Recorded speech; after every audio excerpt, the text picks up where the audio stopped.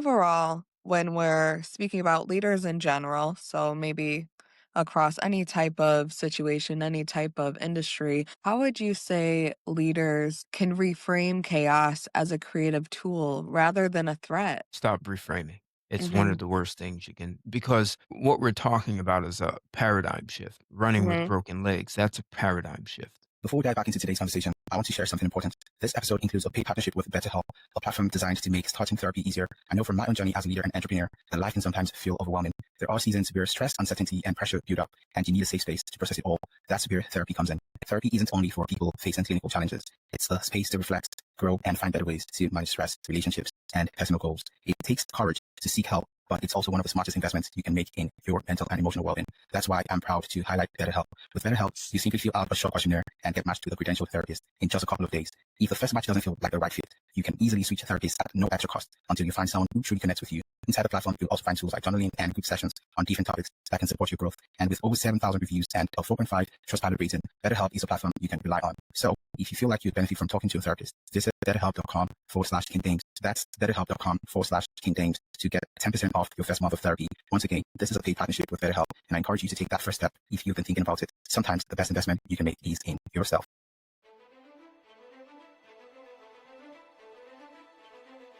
Welcome to the King Dems podcast, where we share the stories of extraordinary people and dissect hot, relevant topics that shape our world. From visionary leaders to trailblazing creatives, we uncover the mindset, strategy, and grit behind greatness.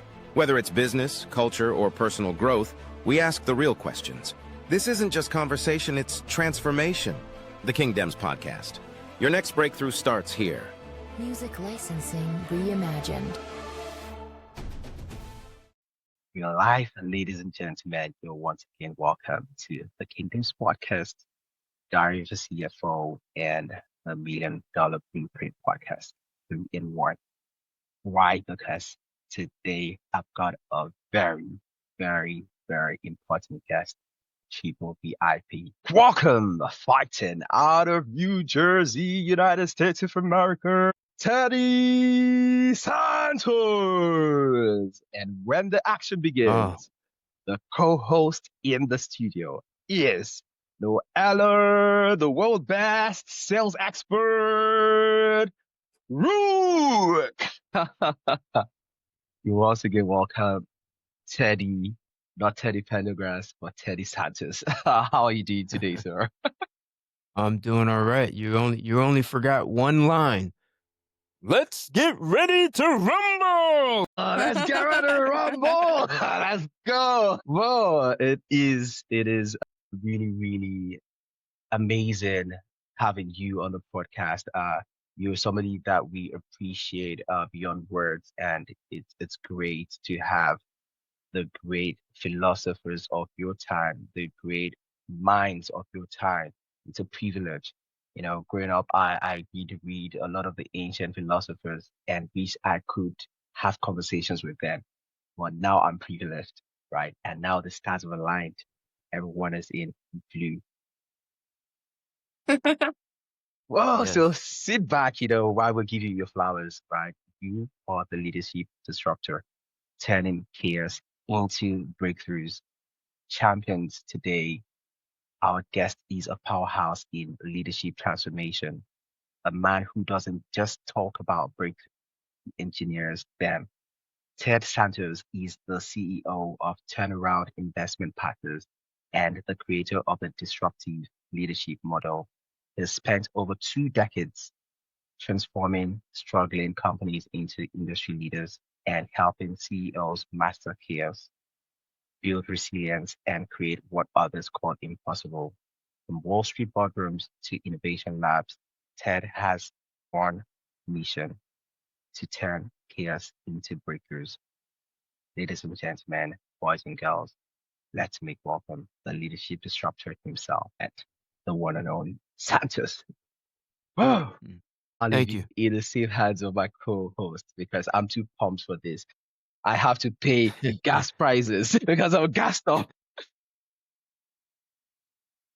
So Ted, I'm so happy to have you here. It was lovely meeting you the other day and getting a little bit of insight into who you are as a leader and what really makes you an expert in chaos, basically. It's amazing to hear. You're known, for our audience who may not know who you are, you're actually known for helping leaders create problems intentionally.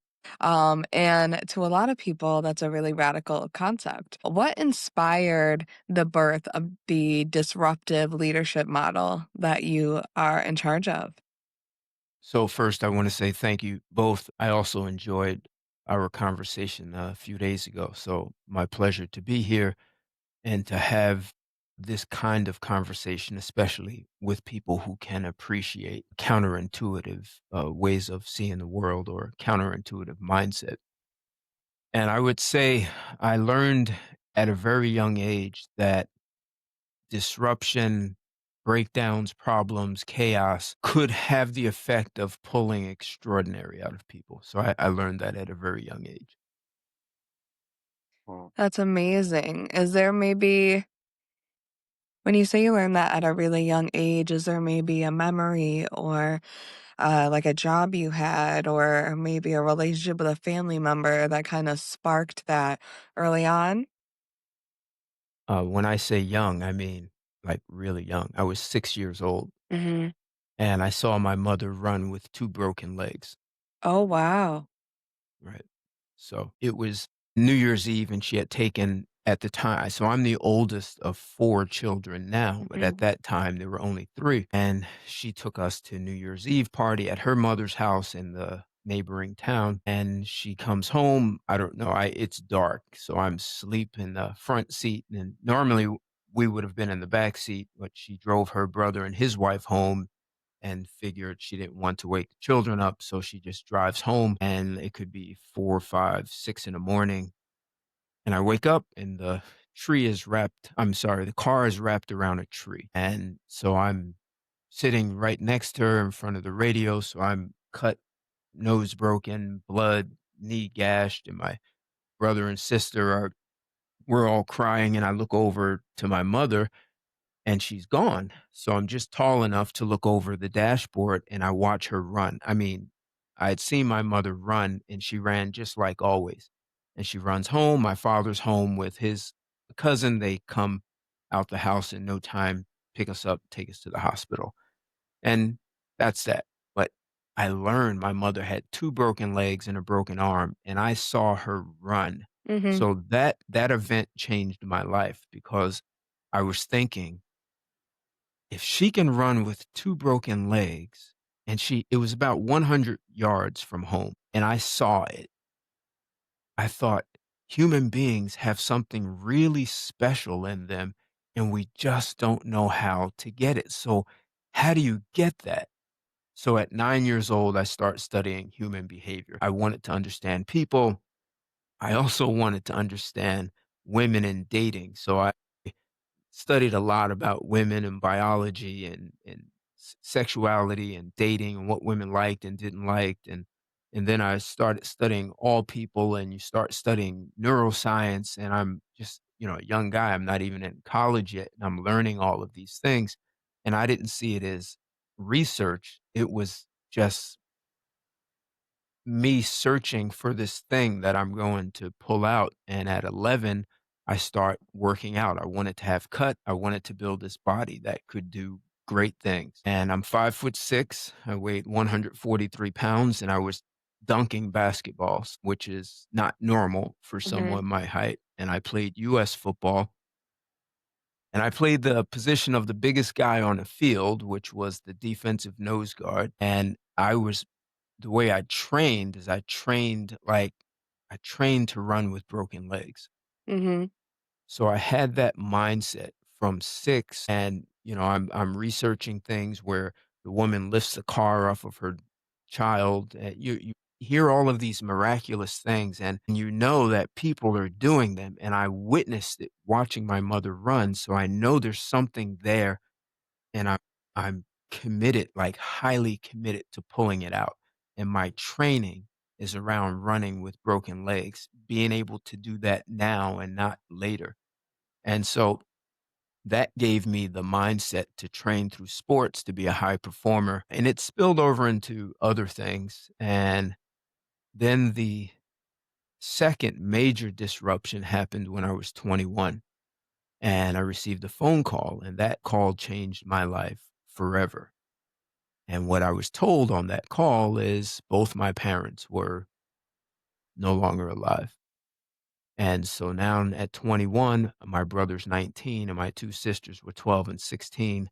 I'm taking over the family, and I still have that mindset of running with broken legs. And what I learned about leadership in the face of chaos and disruption, and what I saw my brother and sisters be able to do, this was just more confirmation that in the face of disruption, chaos, breakdowns, problems, that people have something in them and they can do extraordinary. I saw my sisters do extraordinary things, things that you wouldn't expect a 12 or 16-year-old to do. And kind of fast forwarding, when I became a chief operating officer, literally all of those things that I learned from my parents' death were transferred and being able to lead other people.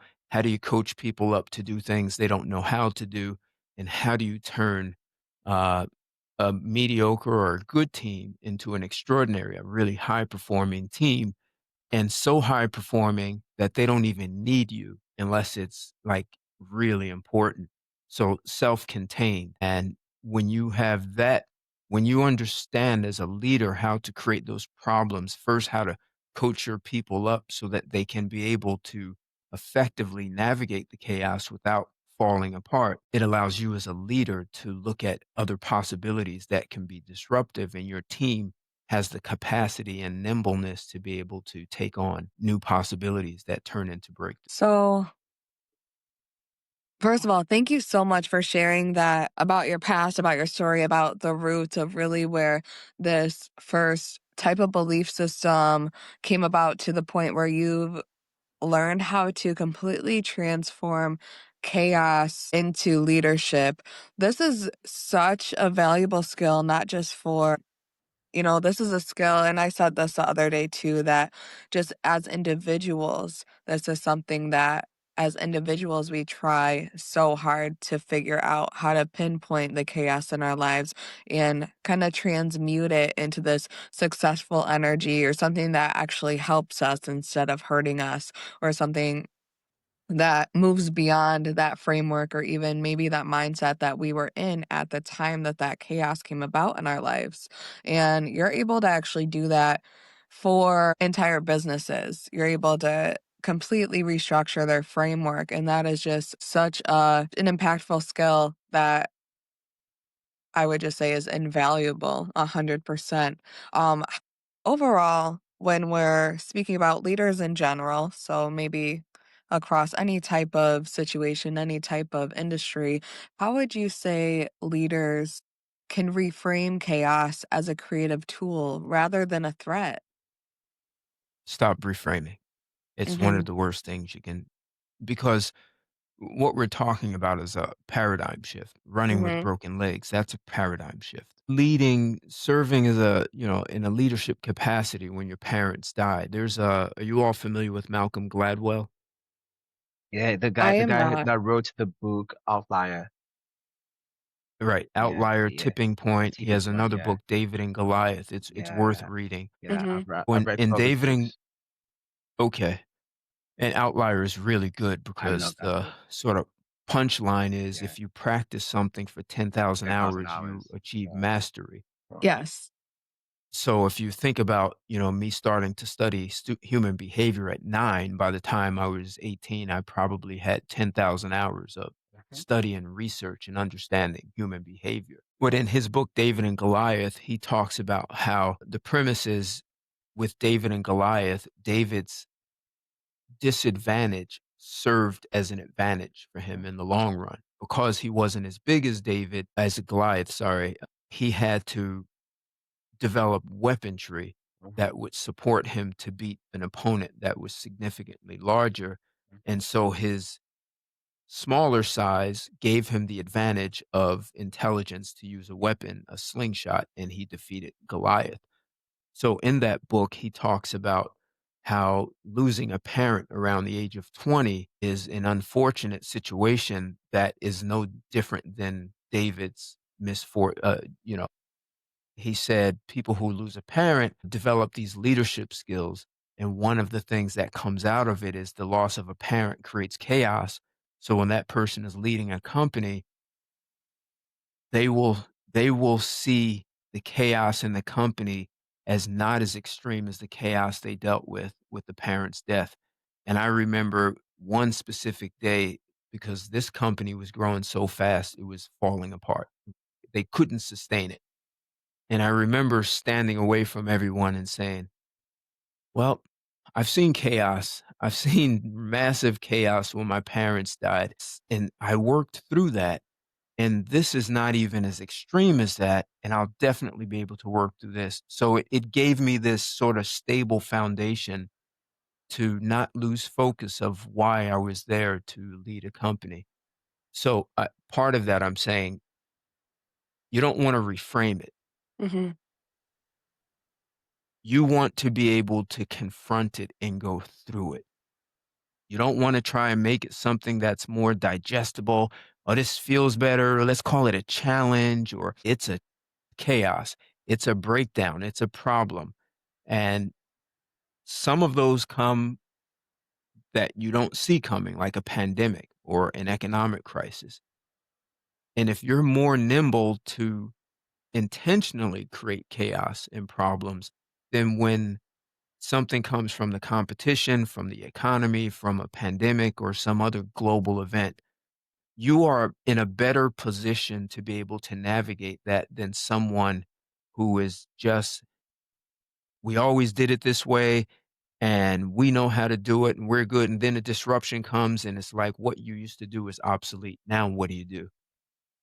So you're at a disadvantage, and you'll have to play catch up with the person or the organization that's much more nimble. Absolutely. So Absolutely. reframing shrinks you as a leader.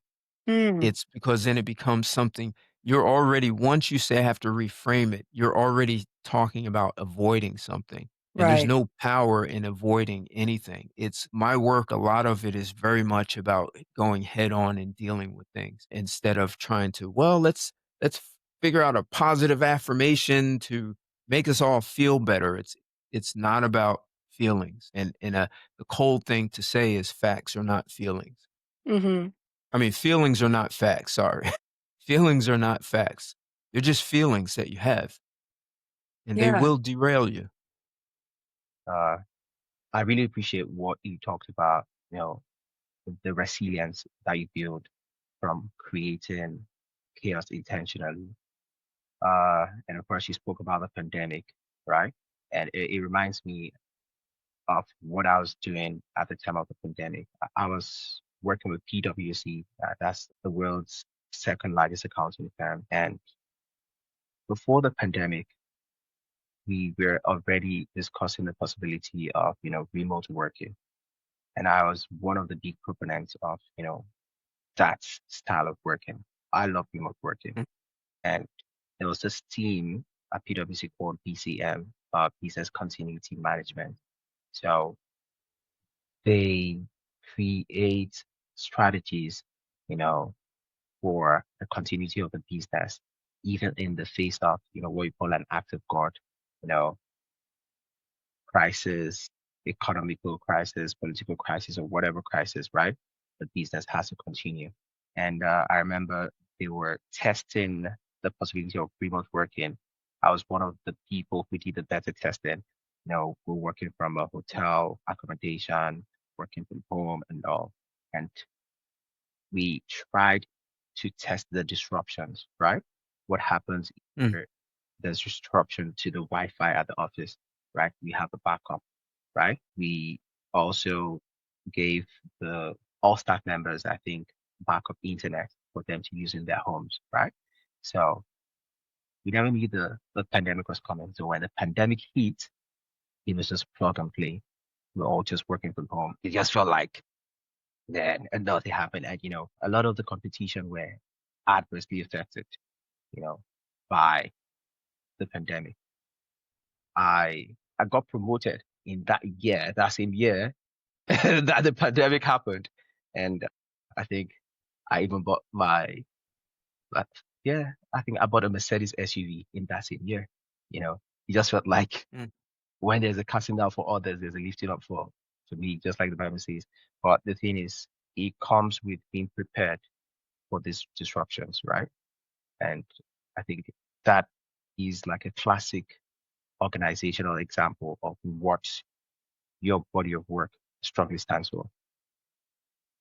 Very good story. And I'd also like to distinguish something. I think when most people say resilience, they're talking about an event happens and they recover. What you just described is not resilience. That's preparedness. That's Mm. training. You all trained for a pandemic. You didn't Mhm, know it, but you mhm. trained for it. And it's no different than an athlete that trains.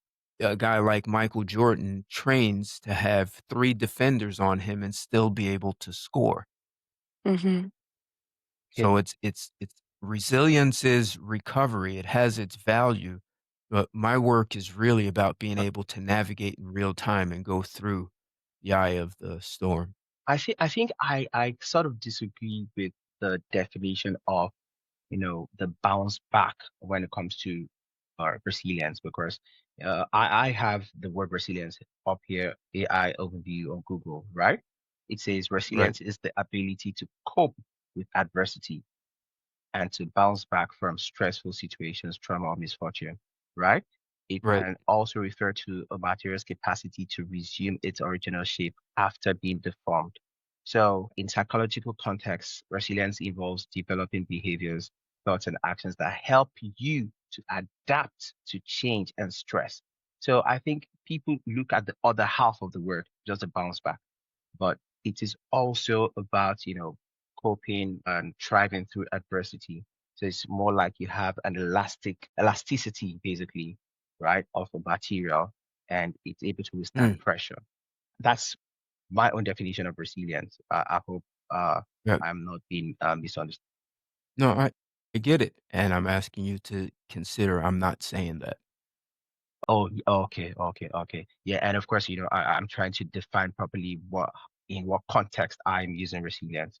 So the ability to adapt, and thrive through adversity, not just about bouncing Right, back. right. So when you talk about paradigm shifts, when you talk about adaptation, you're talking about you have an existing paradigm and you can adapt within that paradigm Yes, and you can make that paradigm better or yes. you can recover. You can do more of it Mm-hmm, mm-hmm, or you can do something different, what you've mm-hmm, adapted. hmm. That's not what I'm talking about.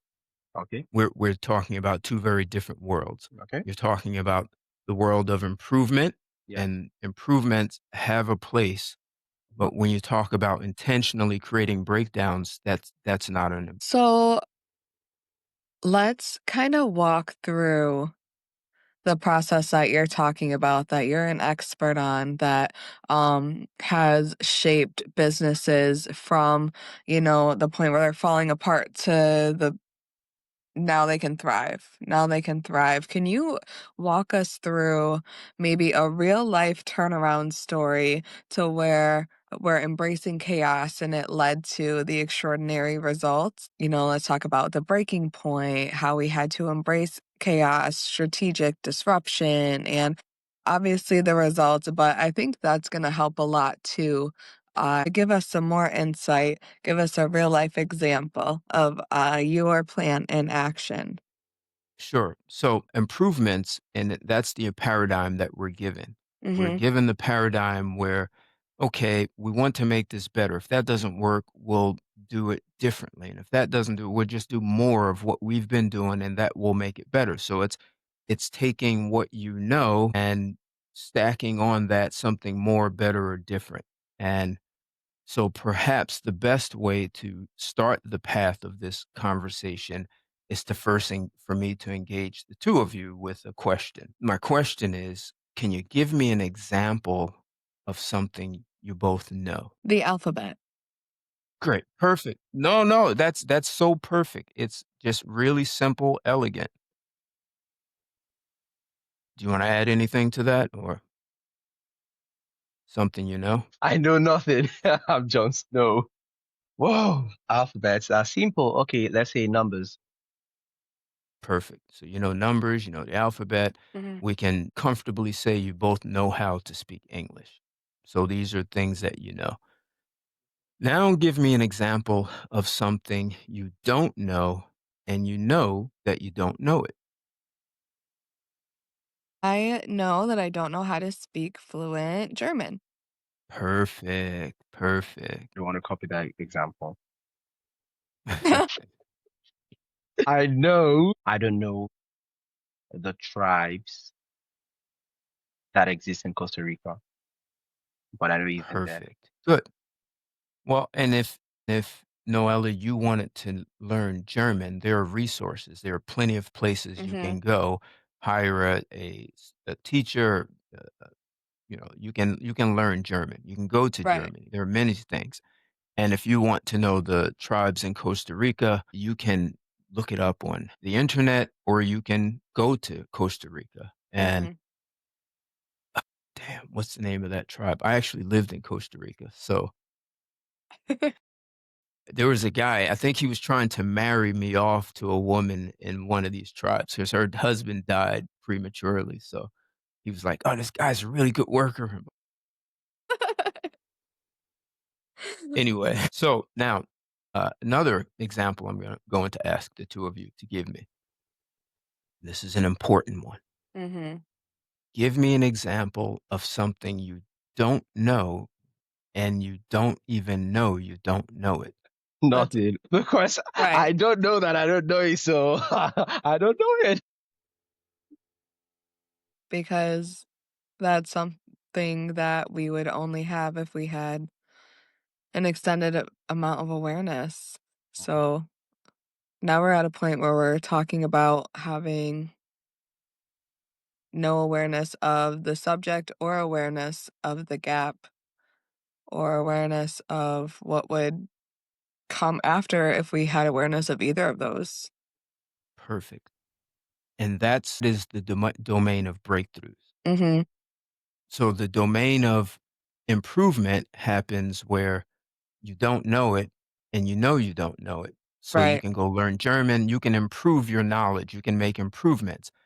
The paradigm of breakthroughs, it's in the things you don't know, and you don't even know you don't know it. So they Mhm. are worlds apart. The language of that domain is not the same as improvement. So what one of the challenges and most breakthrough initiatives fail in organizations. Most people do not achieve breakthroughs because most people are taking the paradigm that we were given about adapting and more, better, different, and they impose that and try to get to what they don't know, and don't even know they don't know it. Mhm. And it won't work. It's like trying to make a horse that flies as opposed to creating an entirely new paradigm Mhm. of flying machine. You So, both with me? You both with me? I just that's just a start. You asked me for an example, but yeah. I'm No, I'm definitely with you, because I kinda wanna give an example. Paradigm shifting, it's actually a topic for a lot of people who even study, not just in business or, any type of belief shifting or manifestation. And there's different spiritual work and things like that where paradigm shifting comes up. I had a coach at one point, and when she speaks about paradigm shifting, she is kind of saying we are so used to focusing on the things in the boat, which I guess would be beliefs, our beliefs, and then the actual mm, paradigm is the actual boat. But if we're not, there's no way for us to be aware of what the boat is just by trying to bring more awareness to what's in the boat. okay. So I it's can yeah. So the boat is like the context. Like if you had a bowl and then you put fruit in it, that's the mhm, content. But the bowl itself is the context that right. holds the content. Right. So creating and sometimes creating a new context can work, and that could be a way that people say they reframed. Mhm, What I'm getting at is there is a there is a mindset and a language that's more analogous to running with broken legs. It's just Mhm. counterintuitive. You don't just go break your legs and say, I'm going to go run. Right. It doesn't make sense, except there's a mindset. And there's a guy named Stephen Cotter. He's written a book, The Rise of Superman and Stealing Fire. And they're talking about the flow state. Do the two of you know what the flow state is? Yes. Okay. So one of the things that they learned is that when people are in a flow state, the frontal lobe shuts down. And that's the frontal lobe is like the conductor of the orchestra. It tells each part of the brain what to do. Well, if that shuts down and the rest of your brain is still performing and has you run with broken legs or has you do something in sports that you would describe as an outer body experience and you can't explain how you did it, you just did it. That's the neuroscience that they've been studying, and it's the frontal lobe that shuts down. All you could say your kind of your identity, the you that knows what you can and cannot do is no longer functioning in a flow state. So you Mhm. don't know what your limits are. You don't know that you can't run with broken legs. You don't even consider that. And there are things that you know about yourself that you don't even know that you don't know about yourself. There's so much you don't know about yourself. Mhm. And we'll talk about that. So I can tell you, I can, if you want, I can tell you two stories. One is how I became an accidental chief operating officer. That wasn't on purpose. It was almost a joke Mhm. that I did that. So I was hired at a transportation logistics company as a salesman. And in 9 months, I tripled my income, and the other salesmen were doing very well. So the company was now growing so fast that it was bursting at the seams. They couldn't manage the growth. And every week, there were two owners. One was the president, and one was the CFO. The CFO was the money guy. And the president met with the sales force every week. And every week, I was saying, "Hey, Mike, you know, if we take this guy in operations and put him here, and if we put this structure in, if we do this every week, I was making suggestions. Or, Mike, what do you think if we do this? And one day he said, you know what? I'm sick of you telling me how to run my company. Do you think you can do a better job? And I said, yes. And he laughed and he said, you know what? I'm going to give you a chance to do that. I'll give you 30 days. And in 30 days, if you don't do a better job than me, never want to hear another word of you from you about how to run my company. So I said, you have to do one thing. No one can go to you with their problems, and you have to tell everyone I'm in charge, and they can't go to you. They have to come to me. So he did that. And in 2 weeks, he said, the job is yours. I don't need 30 days. And it's because I was stabilizing. So you could see in 2 weeks that the tumultuous growth and sometimes we lost clients, that started to calm down. Now, I had an advantage because before that, I was a sales trainer. And as a Mhm. sales trainer, you do a lot of role playing. Uh, and we specifically trained people in the psychology of sales and dealing with acrimonious prospects. So, how do you deal with conflict with a prospect and still close the deal? So where I started with my people and also I was extracting from my parents' death. So a lot of what I developed in my parents' death was became now relevant. One of the things that I did was when people came to me, I didn't solve their problem the way the president did. I would ask them, what would you do if I wasn't here? I go to Mike. Well, you can't do that any longer. So what would you do? And so we'd have a short conversation and I'd ask more questions and they'd go back and solve it themselves. And then they'd come to me and say, hey, I already know you're going to ask me this list of questions. I've already thought them through. And this is where I'm stuck. And either I ask another question, but I would engage them and they say, huh, didn't think of that. And they're gone. Simultaneously, I knew as a salesman that we made promises to clients and they were not always delivering on them. They were kind of lax. So I raised the bar in accountability. Do you know what we promised this client? Do you know why aren't we delivering that? Why aren't we delivering that? And they started taking that seriously. And instead of me going to them and asking, why aren't you taking care of this client? They actually would come to me and say, I know you're going to ask about this, but I promise it's already handled. And then few things happened. They didn't come to me with problems because they developed their own capacity to solve problems. And the promises to clients were now being exceeded Mhm. on a consistent basis. And the other thing that was very important was the culture was a culture where when we made a mistake, they would think up, and they thought it was funny. I actually saw it. They would think up a lie to tell the client. And they would spend all this time, "You know what I told the client this time? Ha, ha, ha." I saw that as a salesman. I said, "From now on, we tell the truth. We make a Mhm. mistake. Whoever made the mistake, you call the client, and you tell the client the error you made and how you are correcting it." And one woman laughed and said, "And then we'll be out of business." So she started role playing. She said, "Well, what if the client says this? What if this happens?" And we role played. And she said, that doesn't sound like it's going to work, but you're the boss. I'll do what you said. And next week she said, "Well, it worked. That was luck. What if next time this happens?" So there was a lot of role playing, and I would do it in front of everyone. And what it did is the role playing gave them a new way of looking at managing problems with clients. And soon they didn't need me unless it was really an emergency.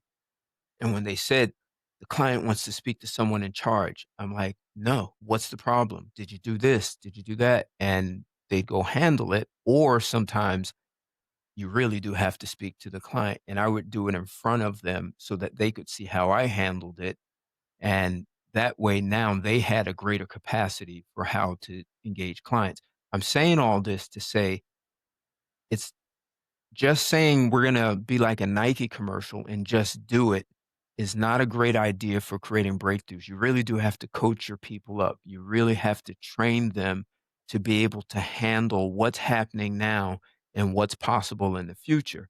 So with that company, they went from coming to me asking for problems and then saying, "I know you're going to ask these questions," to, "Hey, 2 weeks ago, had this problem, partly our fault, partly the client's fault. Here's how I handled it." The client loved how we handled it so much that they picked up the phone and called one of their clients and sent one of their clients to us. Now my clients are selling for us because Mhm. my operations team is like a special forces that can handle just about anything, which now means myself as a leader and the president are in a better position to go create new services for the clients and not be worried that our people won't be able to handle it. In fact, they will embrace it and say, bring us more.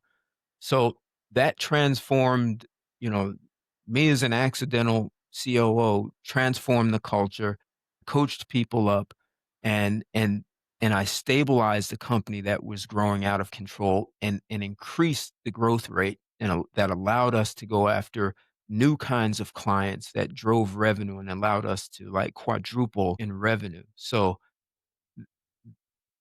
that wasn't our normal trajectory. We were actually on a course we were going to crash and burn at the rate we were going. It was unsustainable, the growth we had. But that's a great problem to have. It was just unsustainable. Amazing, amazing. I would say I'm gonna kick it over to my co-host to go into the next section for us Mindset because I know behind. that it's about leaning into uncertainty, but it's also about paradigm shifting. So would you say that your expertise, if the company doesn't know what they don't know, that we leverage you finding that out, or you leverage finding out what they don't know that they don't know, and then you're training them on that? Sure. So part of it is what derails you. What are your blind spots? Mhm. And so, I've already mentioned how we have a language for adaptability and resilience and all those things. And we want to make that fit into a paradigm of intentional breakthroughs. Mhm. You and your past is what will get in the way. So, I had a client, guy was a CEO, Ivy League educated, definitely high IQ and running a great business, and it's growing really well. One of his challenges was to grow even faster into that next level and get him out of the weeds was he was going to have to hire someone who's maybe smarter than him or more capable as a leader so that he can step back and stay at the helm of the wheel instead of being involved in operations. And what we found is what got in the way was an incident that happened when he was 5 years old. He's 5 years old. I think he's a middle child of three, and he's the only child in the car, and his parents are in the front seat. He's in the back, and his parents are having an argument. And the mother says, "Stop the car." And she gets out the car, and she's really upset with the husband. And he's really angry with his father now. And he wants to save his mother. So he opens the door and runs out the car and crosses the street. And he told me he didn't even look to see if cars, he said he could have literally been run over, but he didn't. So as a 5 year old, his interpretation is I was a hero and my dad was a bully. And I saved my mom from the bully by being the hero. What that turned him into as a leader was a hero and a bully Mhm. because he's the guy who felt like he had to do everything. And so if he hired someone that was smart, he would micromanage them. He would technically be a bully to them. So he would be reliving this 5 year old in him.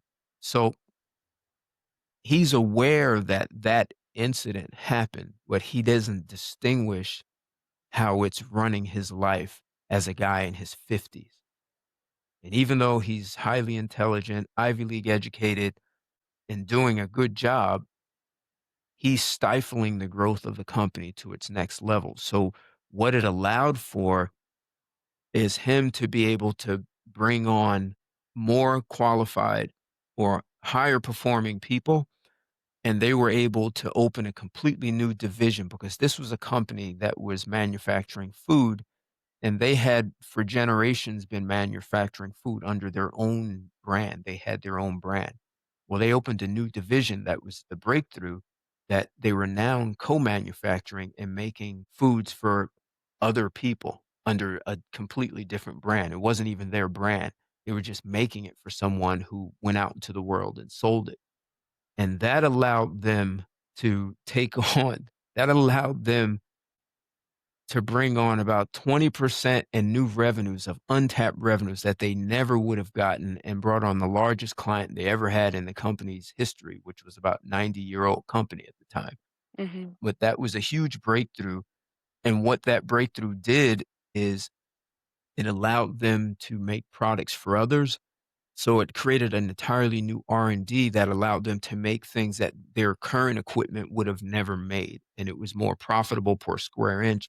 So it and they had a plant that was lying dormant that they didn't know what to do with. They were either gonna sell it or something, but now this place was a breakthrough in revenue, it was a breakthrough in products, and it also gave them a new name in the marketplace as innovators. What it was 5 year old incident that was holding him back, and most people don't see that. Most people and I'll tell people up front, "Look, the 5 year old in you is still running your life," and they'll say, Mhm. "You're kidding. You know who I am." But when I walk them through I call it a mindset technology.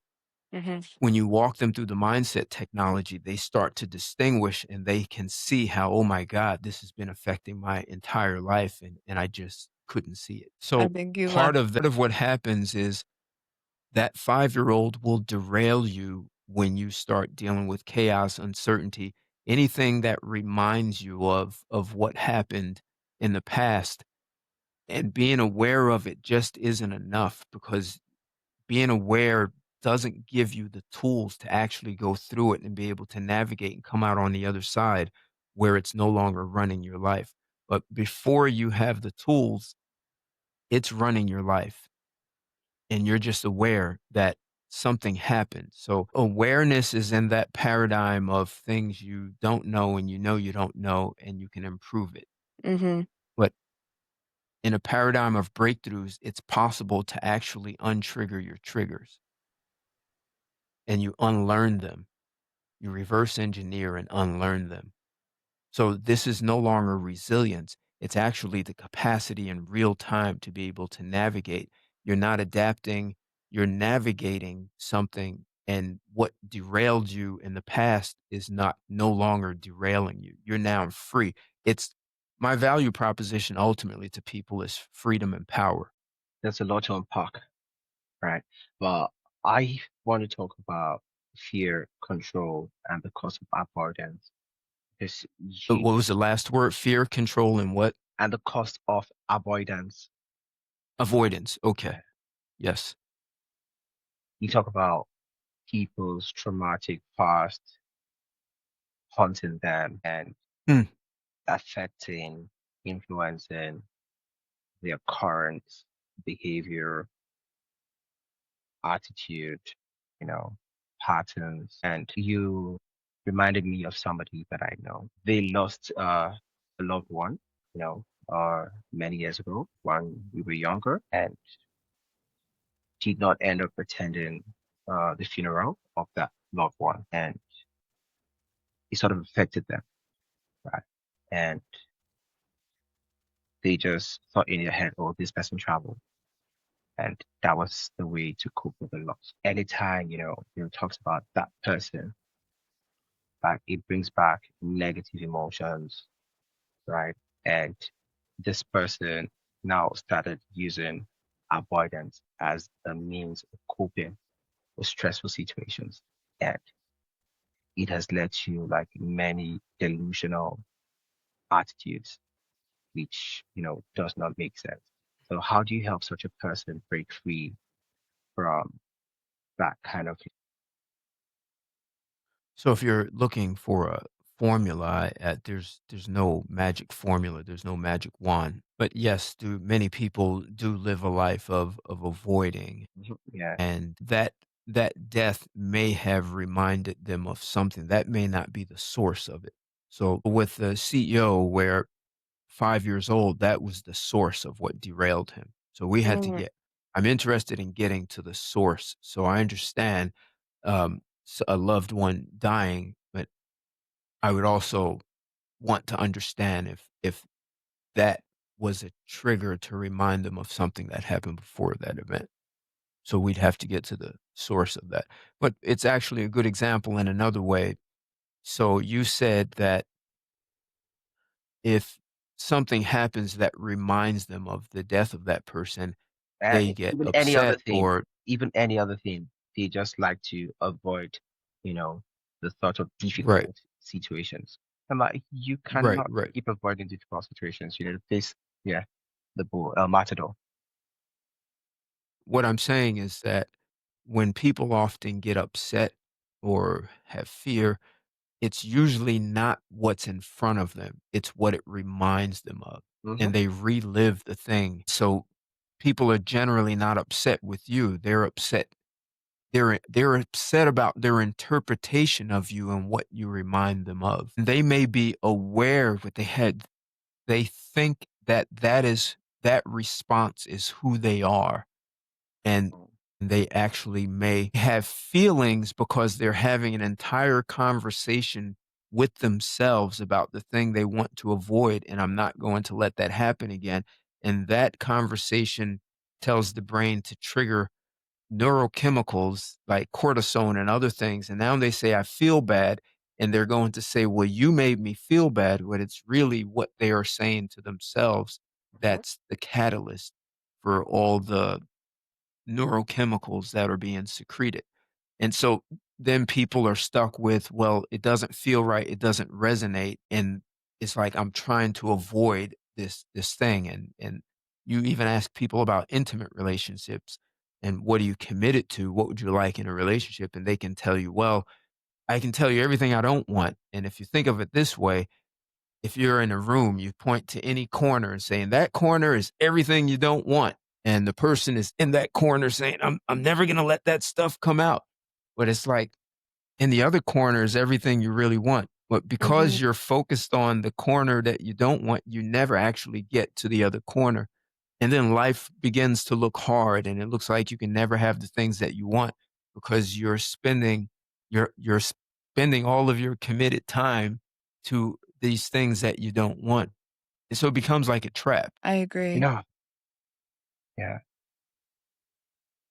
the mind is a complex tool, but I see this, the mindset, skill set, tool set, framework is my philosophy. It's difficult to train with mindset. And that's why for me, as a founder, as a CEO, I just love to work with people that align with the mindset that I appreciate. Well, Yeah. I don't know if it's difficult to train mindset. I've heard people say that, but I don't know where that's written in stone. Okay. Think about this mindset, skill set, tool set, right? That is the order for me in my philosophy for collaborating with people, right? For bringing people on my team, right? Because in the past, I've had to pay very, very heavily for bringing on people that have a high skill set or a poor mindset, right? And I realized that you can force a horse to the stream or you can force it to drink. And there are certain mindsets that are good for collaboration on certain projects, right? And it's not like certain people are not good people, but they don't have the required mindset to achieve certain difficult challenges, especially when they are not very much interested in it, right? You have to be passionate about what you're doing. But I'd like for you to speak to that philosophy, right? What do you think is easier to train? Is it easier to train the skill set or train a person to use a tool set or a mindset? But for me, I have not found a lot of training people that are unwilling on mindset. Okay. Se eu quero falar contigo em outro idioma, você pode entender-me, sim ou não? ¿Cómo estás, mi amigos? No, no, I did not speak to you in Spanish. What did you say? I don't know. It sounded like Spanish to me. I know, it was Portuguese. Oh, I said oh, if I speak to you obrigado. see, yes. I said if I speak to you in another language, can you understand me? Definitely not. Right, exactly. And so it's the same for mindset. See, you don't speak Portuguese because no one gave you that language. Mhm, You have the language that was given to you. And if you speak 5 languages, they still didn't give you Portuguese. mhm, And if I would have said "Очень приятно познакомиться," that's Russian for a pleasure to meet you. They didn't give you that either. But it doesn't mean there's something wrong with you. You just Mhm. have what you were given. mhm, People have the mindset that they were given. mhm,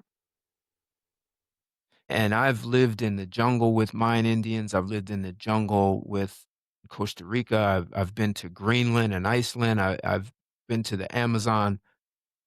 And what I saw in all those places and many more in many states in the US, there's one human paradigm. And everyone's been given the same paradigm. If you speak Mandarin, German, English, or French, or Igbo, you still are going through the same human experience, and there's a language within that. And maybe here's a way to express that. So I can have four basketball players, and one guy is really good on the playground. He plays in high school, and he gets a lot of girls, and he plays well, but he just doesn't make it to the NBA because when he plays, he says, "I'm going to get all the girls," and he accomplishes that. The next guy says, "I'm going to make it to the NBA." So he trains to make it to the NBA, and he does. The next guy says, "I'm going to start in the NBA." And he trains, and this guy starts in the NBA. And the fourth guy says, "I'm going to break every record in the NBA." And that's where you get your Michael Jordans and your LeBron Jameses. They're not saying, "I'm going to make it to the NBA." They're not saying, "I'm going to start." And they're not playing to chase the girls. They are training to break records. That's a mindset that's created, invented. It's there are lots of examples in the world where people invented a future that didn't exist. So for Michael Jordan to break records and saying that from high school, he's committing to a future that doesn't even exist. And Mm. so this is where those things from the past will say, well, you can't do that. And remember this, or your parents died, and you for lots of reasons, but none of that mindset is just as nimble or malleable as water. So there's no such thing as someone who's stuck. And that's why when someone says to me, transforming corporate culture, transforming mindset is difficult, or when people say change is hard, this is what I'm going to ask your listeners to hear. The only reality that exists is the one that you say exists. If you Mhm. say change is hard, you will be right. As long as you think that way, you will go out of your way to change is hard. If you say it's hard to change corporate culture, you will be right. Now, I'm not saying you're going to just get up and go play in the NBA and break all records if you didn't train and prepare for that.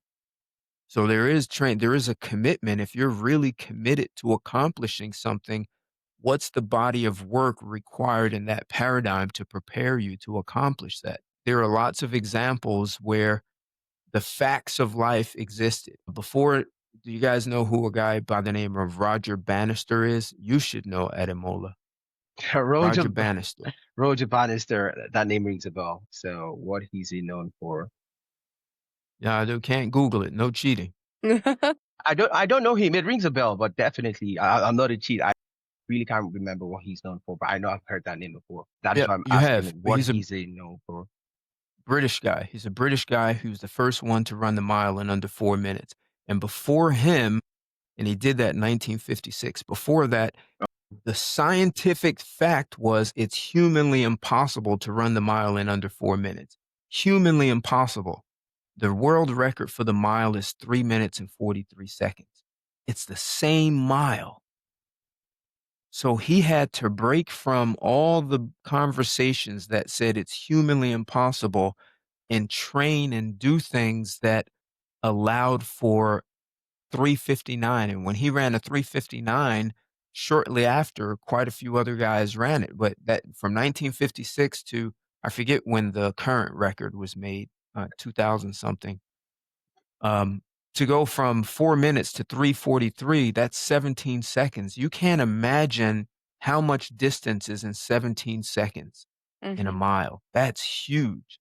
And they believed that it was humanly impossible. See, as long as they believed it was Hmm. humanly impossible, people trained to run 4 minutes, 4:01. There's a guy, 15-year-old boy in Australia running under 4 minutes now. I'm laughing That's like because I've never unprecedented. been able to run it in less than 4 minutes. I'm always No, but doing four that's good. plus. No, that's good. That's good. Mhm. That's good. If you can run a mile in four anything, even 4:59 is still that's not competitive, but it's you're in shape to run it that fast. Mhm. Yeah, For sure. I ran I used to track. do 5 minutes plus, but over time, yeah, I started going below 5 minutes. Yeah, Yeah, yeah. if you That's train, still if you you're train, in yeah. shape. Yeah, you have to train for that. That's not you just woke up one day, Hmm. you're smoking a cigarette and got the beer in the other hand, and it's like, I'm gonna go run a 4 minute mile. Yeah. I, Yeah, man. Hold you, my beer. I got it. do you know the interesting thing? Noella, should we tell him? Should we tell him? Right. I think we were just randomly speaking earlier today, and I took up a challenge. I told her I will do 5 kilometers in about 30 minutes. I actually thought it was a joke. And I stood up and did it. Yes or no? Oh, yeah. Yeah, yeah, yeah. Yeah, yeah. That's That funny. that that is me. I love fitness. I love fitness. It's good to be fit, and I believe So that if you're okay. physically fit and mentally fit, Right, it goes a long way. right. Absolutely. Yeah. I've had CEOs tell me that they still work out. These are retired guys. They talk about the importance of being physically fit. Mhm. Mhm. So, yeah. So do you get what I'm saying? It's like as long as you say it's hard, as long as you say it can't be done, you'll be right. And Every I'm not time. saying like it's not like a pipe dream. Okay. Mhm. Do you guys know who oh, damn, Robert Goddard is? You ever hear that name, Robert Goddard? Mm, Robert Carter. I Man, know long time ago, my about God. 100 years ago. I know my Goddard, not Robert Goddard. So in the 1920s, a mhm, guy, an aeronautics engineer, said one day man will fly to the moon. And the New York Times wrote an article saying, criticizing him, calling him an idiot, and he didn't have the intelligence of an elementary school child, and blah, blah, blah. No, the guy's an In engineer. 1960, they had to write another article to apologize. What he said was one day man will fly to the moon. It sounded ridiculous and mhm, it can't be done. And so he declared this future that did not exist. And as a nation, we grew into it and made it happen. Hmm. But we had to train and develop, but we had to develop technology that allowed for it to happen. So it's not an airy fairy pipe dream. right. And this is what people need to be able to distinguish. So Mhm, if I told you I'm going to build a machine to fly to Mars next month, that would be a pipe dream because there's nothing in my past to support that. mhm. You just I haven't reminded prepared and trained myself for that. you reminded me of Sorry? somebody. You reminded me of somebody. Okay. When I was back in Nigeria, I had this friend, and I used to tell them, I want you to be a better version of yourself. Like I used to try to push them, okay, try to do this, take this course, read this book. And one day the person looked at me and said, thank you very much for always trying to encourage me, right? But what if I don't want to be a better version of myself? Like, stop stressing me. Like, I'm not interested. I don't want to be better. Like, I'm okay where I'm at. And then, it hit me hard that you can force a horse to the stream, you can't force it to drink. And to me, it made me realize that you cannot help a person who is not willing to help themselves. But what would you Mm, say about that kind of mindset? There's a fixed mindset and there's a growth mindset. that's a really important question. So there was a company that did do research on people who were engaged in workshops doing breakthroughs and those who avoided it, those who went through it. And what they found is that there were quite a few people who would prefer to not have the breakthrough because they thought it would say in the past, like, Mm, I must have been really dumb. Like, how could I not have known this in the past? So they'd rather avoid having that conversation, which would question. So let's say they walked around and said, I'm really a smart person and you can't tell me anything. And then they have a breakthrough. It's like, oh my God, I wasn't smart after all. mhm, And that could leave them saying, even though I had a breakthrough, maybe I'm still not smart. So people are left with this conversation in the human paradigm. mhm, Look at it this way. People really want 2 things in life. Well, they want to survive, right? And one way to survive is to look good or avoid looking bad. And if I mhm. have a breakthrough that makes me look bad because I was not very bright in the past, and maybe I'm not bright now, it's I'm gonna look bad if I have a breakthrough. And it's not that the world sees you that way, it's how you see yourself. Would you say that what you're describing right now, mostly the human paradigm, is why leaders are still reluctant to confront internal breakthroughs? Or do you think there's maybe more reason to that? No, that's a big one. So, I'm a Mhm, CEO, I'm supposed to have the answers, I'm really smart, I'm well accomplished, and why would I need a breakthrough? I'm already at the top of the food chain. So it's my people. So and I've actually seen this like really happen. I used to do CEO roundtables and I invited current CEOs, and your revenues had to be between 100 million and $1 billion. And then I would invite usually former CEOs, retired CEOs of Fortune 500s. And I've had former CEOs of Chase Bank, Dun and Bradstreet, Xerox, Hires Hotel and Casinos. I've had chairman of the New York Stock Exchange. So when you bring those really heavy hitters to sit down and talk shop about CEO, you get to talk about really important things. And I had a CEO who was still, I had him come in to talk in the roundtable, and he was still the CEO of a Fortune 500. Said he had the skill of turning companies around, and he had the other skill, which was to drive revenue. He said most CEOs are one or the other. And he said he had both. And he was brought into a company that was underperforming, and he got rid of a bunch of people and brought in quite a few of his own, and it still didn't transform the culture. So then he hired an outside consulting firm and said, fix my people. They need to be transformed. And it wasn't working. So company he brought in said, hey, would you consider you transforming first before we get the people? He said, oh, no, no, no. I'm the CEO. I don't need that, man. You have to understand, I'm really accomplished. And they convinced him, if you do it, then that will send us a very powerful message to the rest of the organization. So he gave in, and he said when he transformed, the rest of the company just went right with him. And he said it was such a valuable lesson that whenever he wanted to go in and transform an organization, he knew that he had to transform himself first Mhm. before he could transform the rest of the company. So people are often, God, they're walking around with a conversation about how great they are. And I'm not saying this is all, but sometimes that can hide things that you don't want others to see about you. And Mhm. if you admit to transforming, it may be admitting to the things that you're hiding from people. You follow me on that? Yeah. And now you're shooting yourself in the foot because you're hiding, and you think there's something wrong. And maybe I'll give you a great example of an entrepreneur, a person who had a really good company.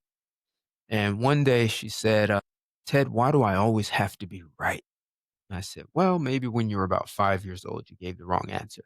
And she said, oh my God, yes, yes. I was 5 years old in the dentist's office in the waiting area with my mom, and there were other kids with their mom. And the dentist came out and he said, hi, children, who knows what this is? And I don't know whatever that was, but he said, who knows what this is? And she said, I know, I know. And she said, that's blah, blah, blah. And he said, nope.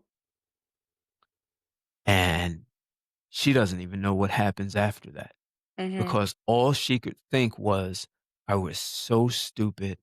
I was so embarrassing. I gave the wrong answer. And now she's sitting there feeling bad about herself.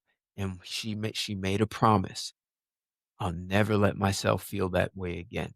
Mhm. So now you put her in a situation, and she's ready to fight to be right because she wants to avoid that 5-year-old incident.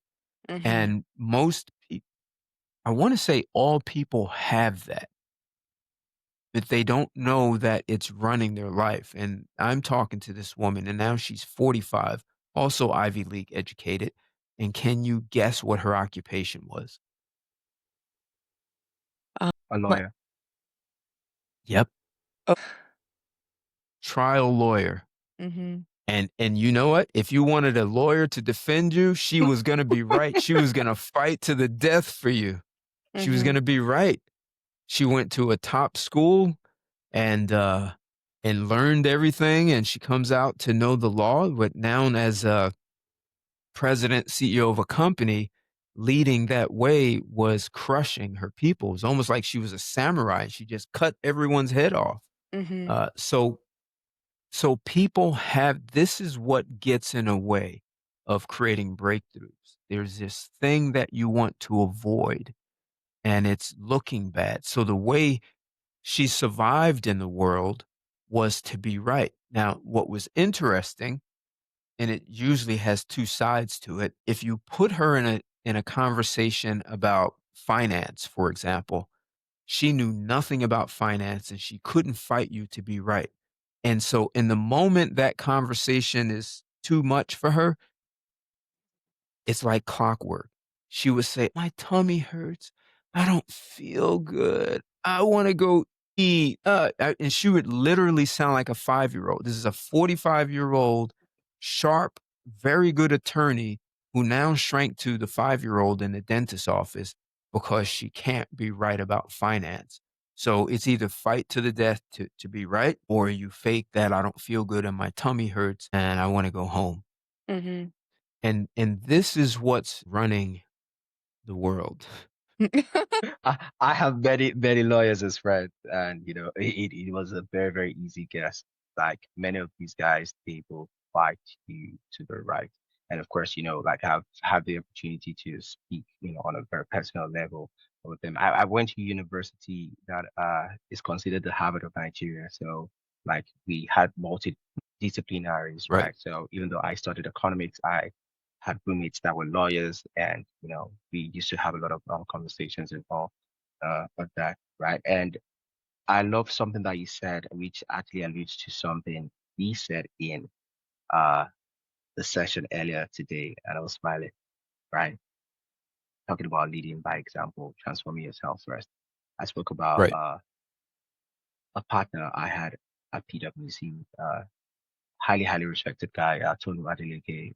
He's been on this podcast before, and he taught us something, and he has this quotable quote that has been with me for the and will be with me for the rest of my life. He says, "What is important is not the example of your power. What is important is the power of your example." So it's Mm. important to always be by example. Yeah.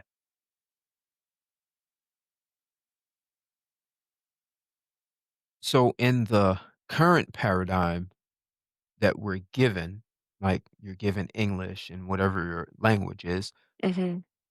this this looking good and avoiding looking bad and surviving by being right and other things in that paradigm, when we want to create a breakthrough, what derails us are all these conversations that we inherit. So that woman in the dentist's office never looked embarrassing. She was not stupid, but her interpretation of what occurred had her see herself in that way and not never want to experience that again.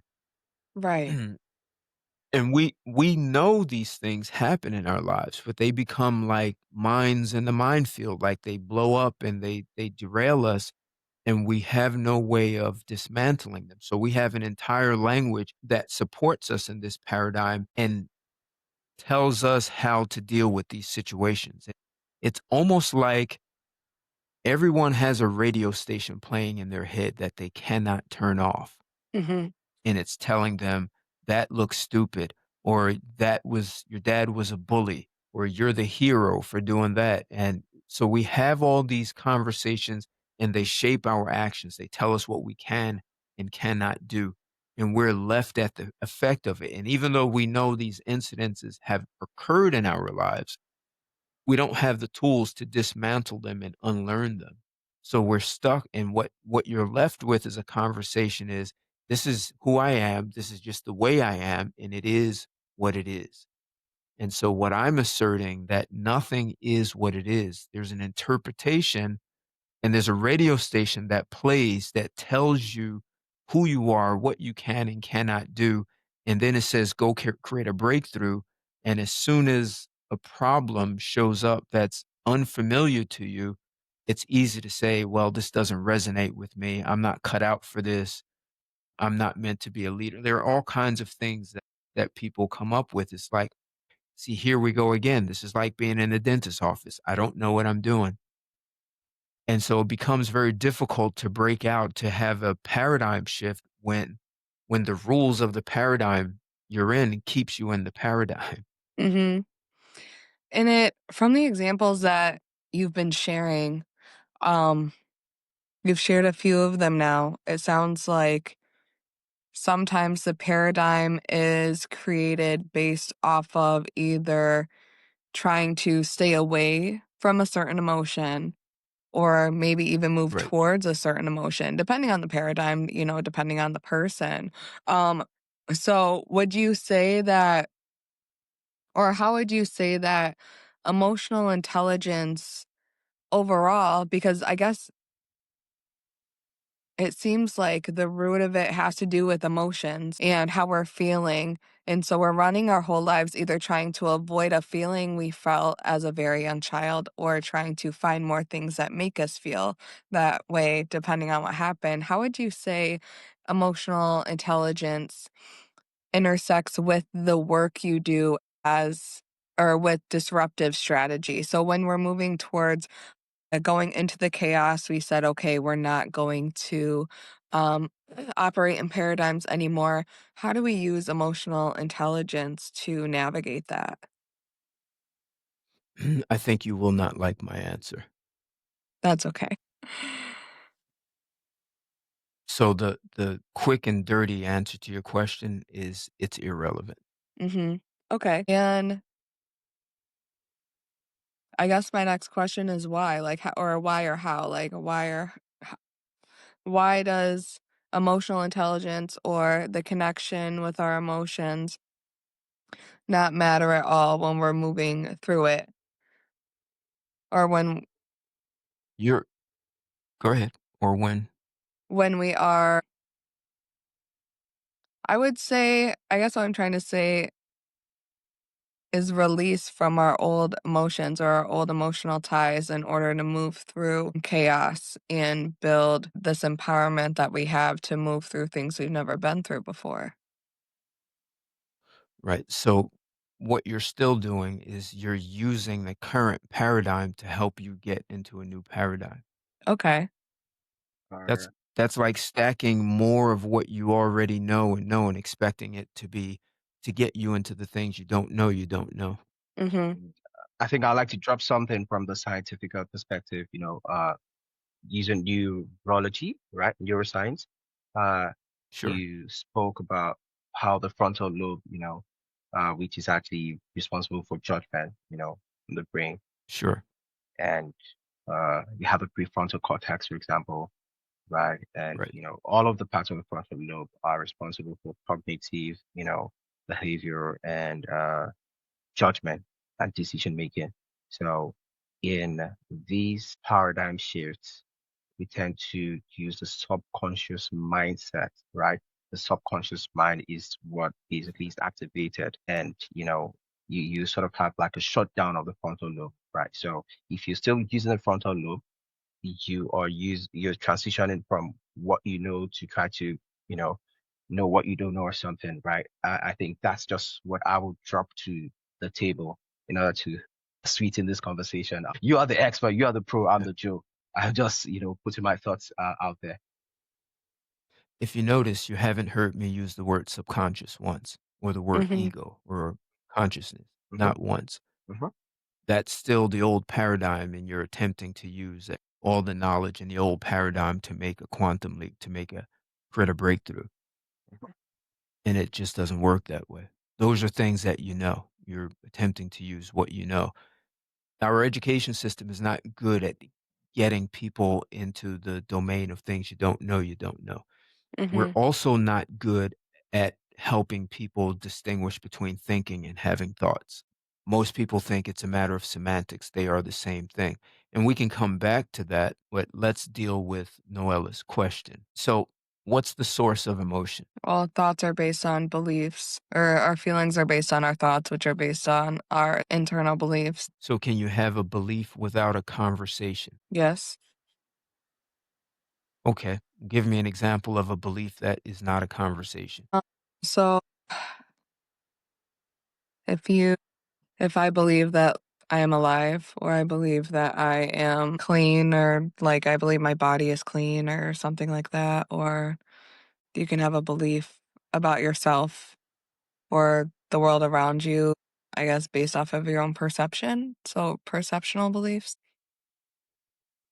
So if you say I am clean or I am alive, is that a conversation? So I think in this context, is I don't believe conversation with so. oneself So actually. if you say a sentence, you're saying, so are we having a conversation? Yes. And is the conversation the result of words being put in a certain order and we call it a sentence? Yes. Yes. Okay. So how do you have a belief without a conversation? So I'm asking here, conversation with oneself, is that also in the equation, or you're talking about conversation with outer uh, beings? Well, if you say I'm clean to yourself, but the words never came out of your mouth, but you just had a conversation with yourself, correct? Yes. Okay. So Okay. So that's why I'm asking for that, self-observation. distinguishing. Yeah. No, I didn't say self-observation. I said a conversation. Okay. Your belief, a belief that I am clean, I am alive, those are all conversations you can have with yourself or you can have with someone else. You can have with anyone, Mhm. right? But they're conversations. Those are, you could say another word is those are thoughts that you have, right? But to have a thought, you're having thoughts in the context of a conversation, Okay. correct? Yes. Good. So when I asked what's the source of emotion, you said beliefs, right? Mhm. And I want to get it down to what's actually there. And the Mhm. belief is a conversation you have about something, yourself, right? The world. Mhm. And so if you have a conversation, and it's really great that you said it because that's where it is. If you have a conversation with yourself that says, I am clean, there may be certain neurochemicals your body secretes. If you have a conversation with yourself that says, like the lawyer in the dentist's office, that I am dumb, I'm stupid, you're probably going to secrete cortisol and you're going to have this experience, this feeling of stress. You can get that, right? Mhm. So if instead of her saying in the dentist's office that I'm embarrassing, I was stupid, and I'll never let that happen again, if she, so that those conversations told the brain, this is not good, something you want to avoid, and this is stressful, let's secrete cortisol. But if instead she would have said, oh my God, this is such a great opportunity. And I'm not saying it in positive thinking, but if she said, wow, I just learned something new today, would she have secreted cortisol?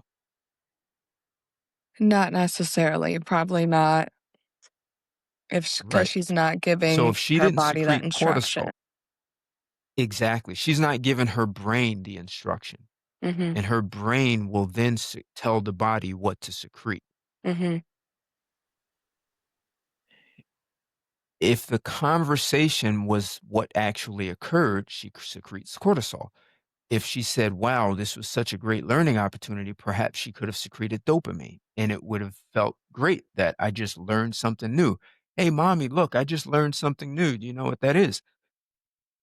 And so instead of me wanting to deal with the feeling, and I know the source is the conversation you have, and then we can go back and reverse engineer where the sort of genesis of that conversation, and then see that what actually happened is very, very distinct from the story you made, your interpretation of what happened. So what happened is you're in the dentist's office in the waiting area with your mom. Other children are there with their mom. The dentist comes out. He opens the door and says, children, do you know what this is? I said, ooh, I know. And I said X. And he said, no. That's what happened. At no point did anything embarrassing, stupid. It never, ever happened. That is your interpretation. That's a whole story. And sometimes some people write an entire novel about what they think happened and how they want to avoid it. That the conversation in that story is what's secreting the biochemicals. Mhm. So if we can like confront that and see the story you made and then have it as a distinction. This is what actually happened. This is the story I made up. And now I can distinguish myself as a human being from the story and what happened. I'm no longer stuck with the story running my life. And I'm going to say, whether it's marriage, whether it's people avoiding breakthrough initiatives, whether it's leaders avoiding transformation, it's the story that people are avoiding. They're not, and they have no way of dealing with it. They are aware that the event occurred, but they have no distinctions for being able to reverse engineer and be able to dismantle it and no longer be stuck. So once you can distinguish the story, you now have something that you may have never had in your life is a choice. Do I want to continue to live with the story, or am I going to live with what actually happened? And you'll soon start to see how that story has shaped other things in your life. And it was kind of a trap. So it's not the emotion, it's the actual conversation that you made up that became the catalyst for the emotion. So if I only deal with the emotion, I'm dealing with a symptom. And so maybe I have to wait. People talk about how do you hack your brain, or I have to make positive conversations to feel good, to kind of cover up the story so that the story doesn't bother me. But if I can actually confront it and deal with it, the story begins to actually lose its power. And now I have the power to act. Yeah, Absolutely. absolutely. 100. So at no point did I talk about emotional intelligence. I know it sounds harsh to say it's irrelevant, but I really want to get to the source of it because my commitment is that people are free from the past and they have the power to move forward. And so if you don't deal with that, then you have to be resilient. But if you can deal with that, then you can go through it and it's not this monkey on your back that wants to derail you. You can go through. Here's the punchline: chaos is not chaos. Mhm, It's something occurring, it's something happening. What you say about what's happening can be the story that derails you. Mm, So, what we are talking about now is self mastery. We're mhm, not talking about creating a superhuman being because things happen in life, right? I mean, I lost my parents, right? People have lost jobs. People have had all kinds of situations they don't want to be in. So, it's not saying we're ignoring the things that happened, but it's giving you power in your own life over about what happened so that when something happens that reminds you of it, you're not stuck with the story derailing you. And so now you have this level of mastery that allows you to go in what people typically call chaos. And you can see like this opening for a set of actions that will support you to get where you want. It's like for the average person, if you want to play baseball and that ball's coming at you 100 miles an hour, it's just like, what just happened? It just kind of looks chaotic. You don't know what to do with the ball coming that fast. But a guy who's trained for that, he has distinctions for that ball and he can see the threads and he knows which way the threads are turning and he knows what kind of pitch it is. And there are guys who see the ball coming and before it even gets to them, they're saying, that ball has home run written all over it. That's mhm, mine.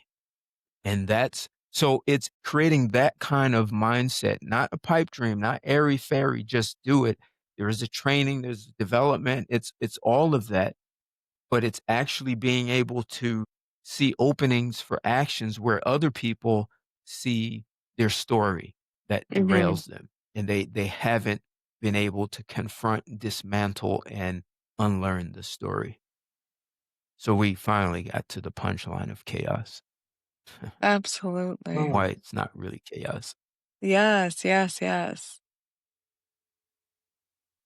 The goal is not the goal itself, but the person you become in the process of achieving the goal. Really good. Yeah, the journey is can be more valuable than the final destination. So chaos is never chaos. It's something that's occurring, something happening. Like a 2-year-old wanting to tie their shoes, it could look chaotic. But for a Mhm. 10-year-old, it's no big deal. And if you're 20 and you're having fits over your shoestring coming loose, people start to have questions. You're 20, man. And Mhm. you're freaking out over your shoe having to tie your shoestring. My shoestring always go I can't tie my shoestrings. That's why. I need Velcro. I need a buckle. Disruptive and we'll join back soon. Wow. Okay. It's just so deep. It's deep, and I appreciate your, what I say, unconventional philosophy. It's difficult for people to understand the unconventional, right? Or to appreciate the unconventional. If you don't understand it, how can you even appreciate it, right? And Mm, how? yeah. If you don't understand me, then you stand under me. Like lately in my life, I have decided to ignore like a lot of people and not give, you know, people too much attention. Why? Because I discovered that there are a lot of low IQ individuals. And when I was a teenager, I took the IQ test and I Right. was a gifted individual. Albert I Einstein can is see that. 146. I am 130 something. That is as a teenager. I don't even Okay. know what I am right now. I think I need to take the test again, right? So I guess I should probably be in the 140s or 50s. I don't know, but I know I have a very high IQ. But one thing I've noticed Okay. over time is whenever I am speaking to low IQ individuals, there's always a very serious mismatch. And they can't understand what I'm saying. I don't understand the logic behind what they are trying to, you know, argue about, because in philosophy there's something called logic, right? Argumentation and critical Sure. reasoning, right? For you to Mhm. compose a solid argument, you need to have a string of logical premises before arriving at a logical conclusion. If the premises are flawed, then you have a flawed argument.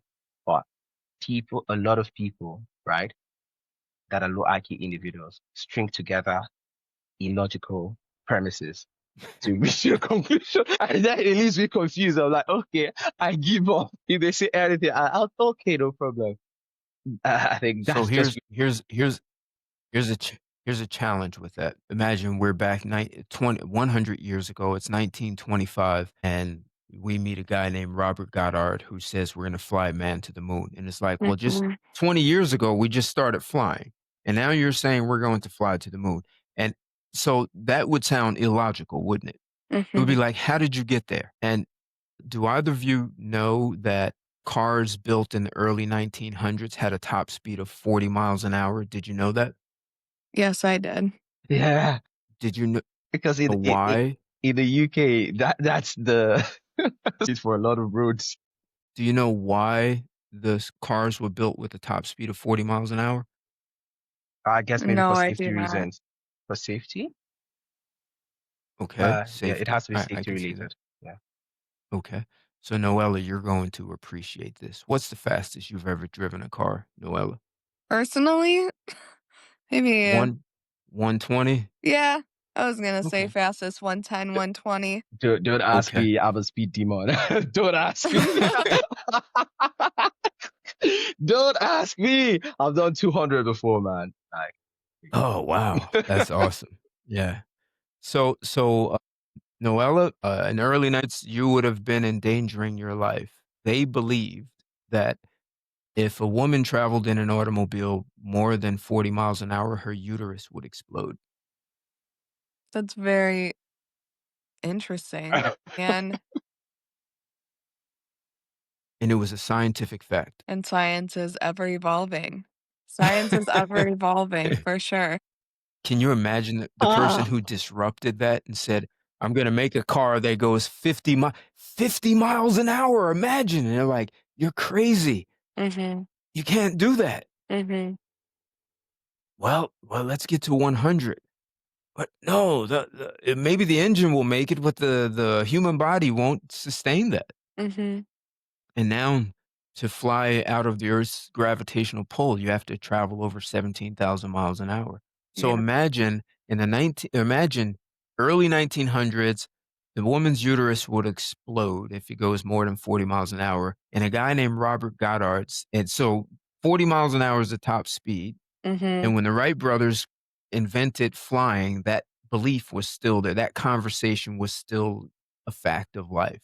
Mhm. So imagine an airplane today. Imagine we never disrupted that and our airplanes only flew 40 miles an hour as a top speed.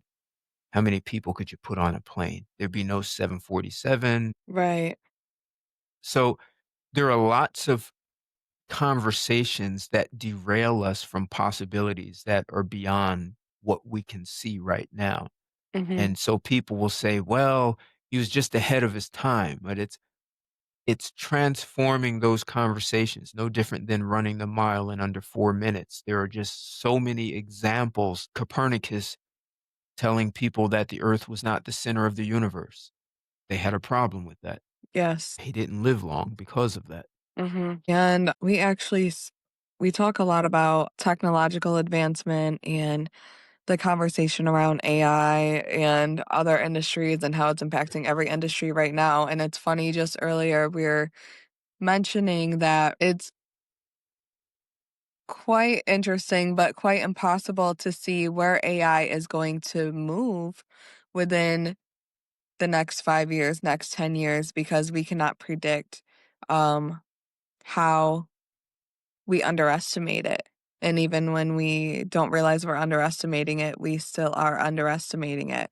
And I think that that goes straight into kind of all of the disruption and all Mm. of the things that businesses have to face, not even just in AI, but there's no way to really actually plan for it. All we can really plan around is how we move through, or if we're able to go into a flow state during that time and allow the rest of our body to take over and trust the system or the group or whatever we've built in that system. It's really interesting to hear that kind of the stance on emotional regulation, because you have a book about love and leadership. And when people talk Yes. about relationships and love and all of that, it's very emotionally charged. It's a very emotionally charged topic. Your book is called Here's Why You Can't Find Love.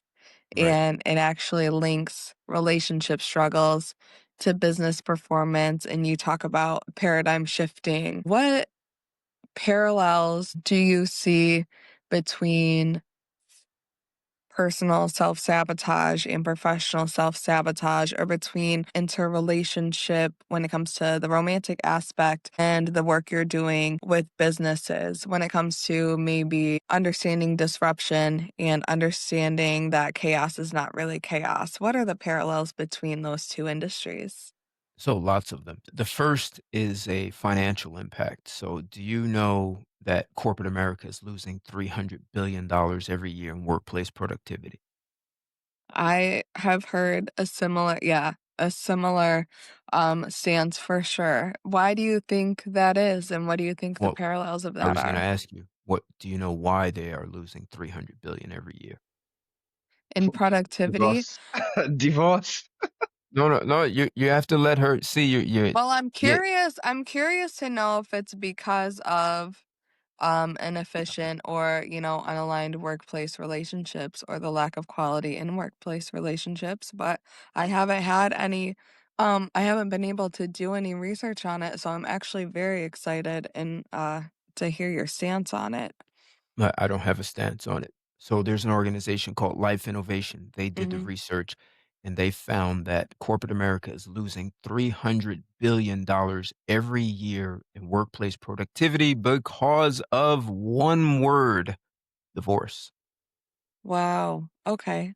So divorce, and you can throw in there bad relationships, whether an engagement broke up or a relationship that just fell apart. Mhm. And they also found there's another organization that found that when a person is going through divorce, their workplace performance drops by 50 to 75%. Right. So imagine a divorce rate of like 53% in the US. That's a Mhm. lot of people being affected and being not performing. They're really underperforming, and it's not Mhm. intentional. They just have a distraction. And you could say they are in the midst of what appears to be chaotic.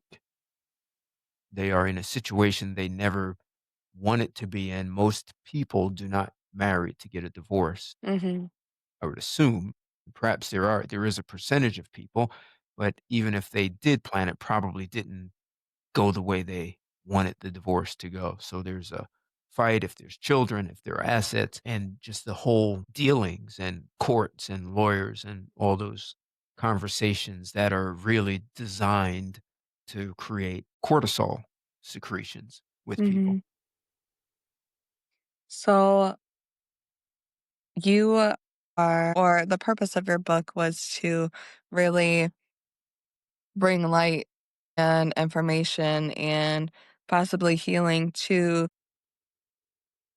the insanely damaging financial impact on the corporate world just through divorce and relationships. Are there any maybe self sabotage patterns or professional patterns or barriers or transformations between relationships into the corporate world that you've seen or you've been able to witness or even coach on at all in your practice? Sure, sure. So the same things that derail you in breakthrough initiatives will derail you in your relationships. It's really the stories, it's the things about your past that you have a story about and this person reminds you. So I wrote the book not to provide information. I wrote the book as a guide and a journey of transformation for the reader. So I didn't write it as this is a TED Talk, and Ted is telling you, like, "I am Ted, and this is a TED Talk." I didn't write it for that. It's written in a way that it's dynamic, in a way the reader can relate to it. So it's almost like a workshop. There are 5 women, 5 separate characters who are engaging me in a conversation about relationships, and it's like, "Ted, but you're a guy, and how could you see it that way? And doesn't make sense." And so the reader will go on the journey of transformation with the people, and it's based on a real situation. So I read it so that the reader, their perspective of relationships is transformed and they have a greater capacity for being in a relationship.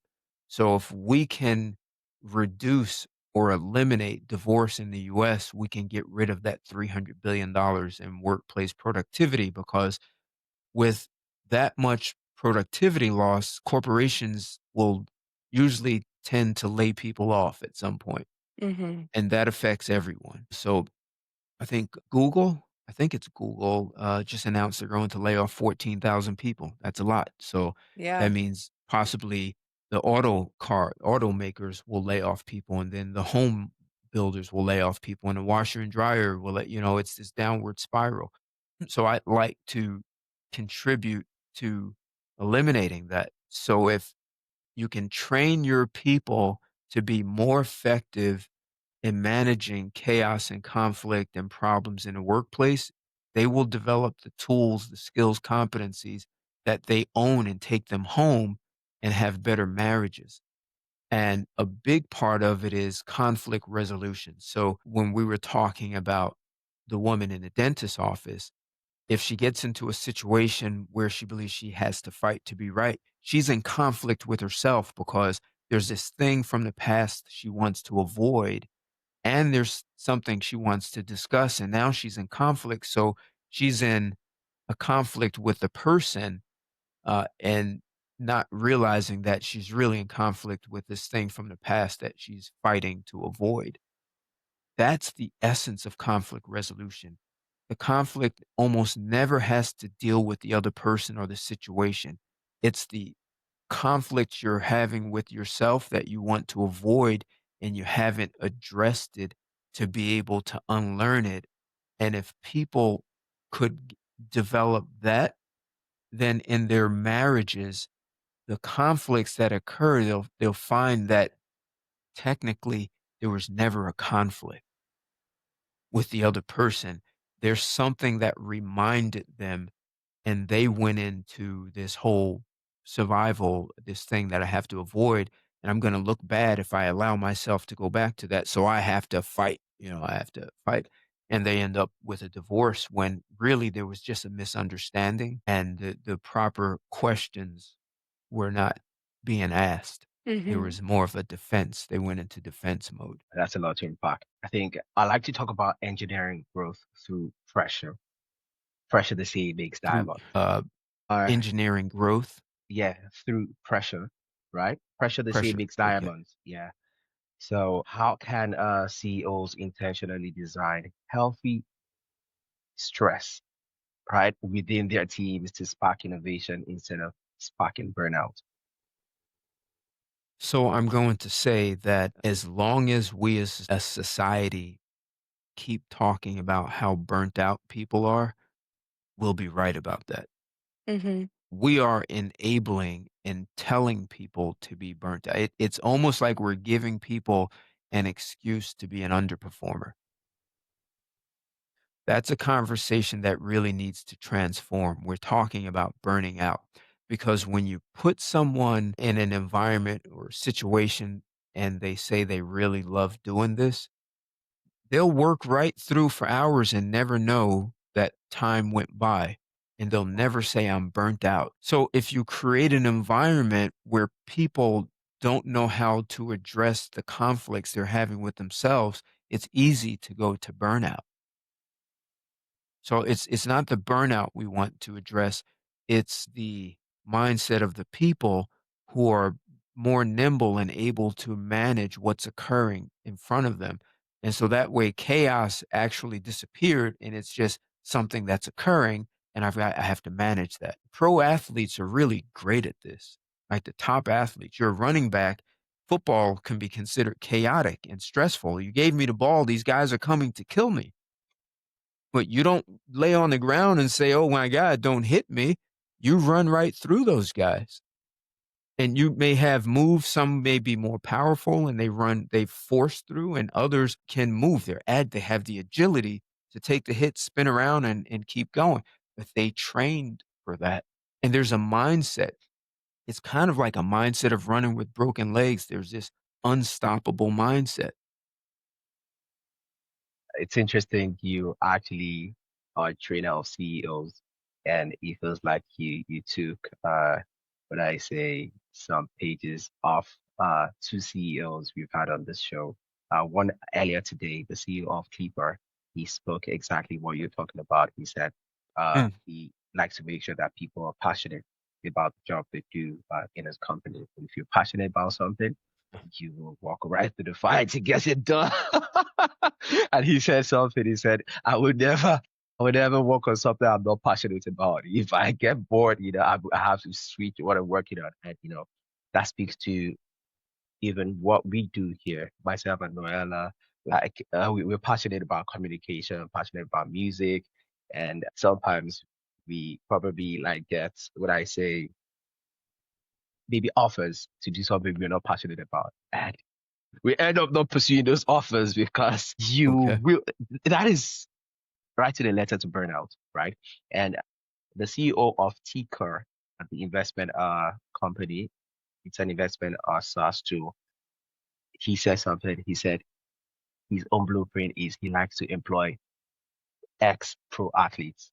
Like, Mm, for you to work with Ticker, you have to be an athlete, right? Because athletes understand, you know, the process, the mindset of doing repetitive tasks. They have the discipline.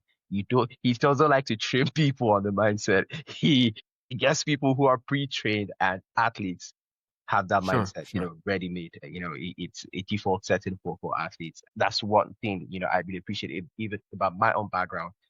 I was involved in martial arts very early on in life, from taekwondo to karate, judo, mixed martial arts. And it taught me something. Even till today, I'm always very confident anywhere I go to because I know, yeah, I can handle business. And, it gives me that discipline of being able to do things even when I don't feel like doing it. If I put my mind to it, I can get it done. And another thing is if you doubt me, I think doubt is fuel for me. Just doubt me and you will see me do it. So yeah, athletes actually have, that discipline of getting things done even when it is difficult, and they enjoy that chaotic, process. And there's something with putting yourself through difficult situations, right? Earlier on in this interview, you talked about how sometimes you discover things about yourself. And it reminded me of like certain workouts. There was a time I used to do easily. Now I can do 5 kilometers. Like just like when Noella tells me earlier today, I just stood up and did 5 kilometers, right? Right. But at some point I was doing 10 kilometers. And I think there was a day I think I broke about 15 kilometers, exceeded it. And Mm. when you go past 5, that's what you do regularly. When you get to 10, your body's telling you, oh, bro, you're tired. When you stretch to 15, your body goes to a very, very dark place if you've not trained for it before. And So for me, perhaps I like to go stretch, ahead. right? So I want you to talk about it, right? When you go to that dark place and you exceed your record, right? You discover things about yourself that you never before knew were possible, right? What's the I psychology behind that? the way to get there is I have to ask the 2 of you a question. I'm going to present both of you with a relationship, an intimate relationship, Hmm. and you have 2 different people, and the people are equal in looks and like, they're equal in the things that you want. But here's what's going to happen in one or the other. In one relationship, it's going to be very passionate. That's you have a choice between this very passionate person with this person, or you have the choice of a highly committed person, a highly committed relationship with the other person. Which relationship are you choosing? Are those the only two choices? Obviously. Well, if you So want polygamy, we can create a third, but no. or you can have them both. This is about this is it. This is game time. It's Mhm. making a decision. This is a choice. This is your life. Can I This have you're the two of them? choosing the passionate. I said if we're doing polygamy, I got it. You're going to have to make a choice, one or the other. You Mm. got to be a great decision maker here. You choose the person who's going to be with whom it will be very passionate, or you choose the highly committed relationship. Oh. Which are you choosing? The clock is ticking. What if I don't choose anyone? Well, I think it's interesting, because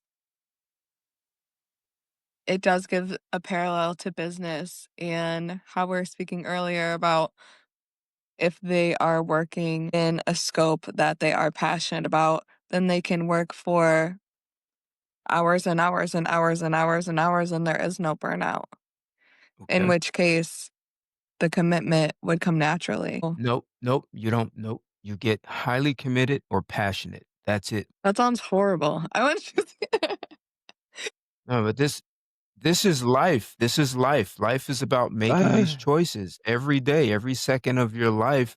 You're making choices, and this is Mhm. an important one. You're choosing that this uh, person can be your spouse, and the choice of a I guess spouse is the most important decision you'll hi make Ted. in your life. Hi Ted. I guess maybe that's why I'm not married till now. I That's all would right. But say, yeah, I'm asking you both to answer the question. It's Mm. interesting you're both struggling with this. It's a very simple absolutely. question. I would Very s simple. if it's for so we're speaking about a life partner, then I would Mhm. say and if we know for a fact that the passion would be without commitment, then I would choose commitment. But I do Okay. believe that in the right relationship that No, no, if you're choosing between 2 people. This okay, is it. It's really cut and dry. This cut and one dry, person is gonna be very passionate, the other one is highly committed. then I would choose That's what highly you choose. committed. Okay, great, thank you. Which are you Me? choosing? He's I'll go choosing for highly passionate. why? Why are you What? choosing for me?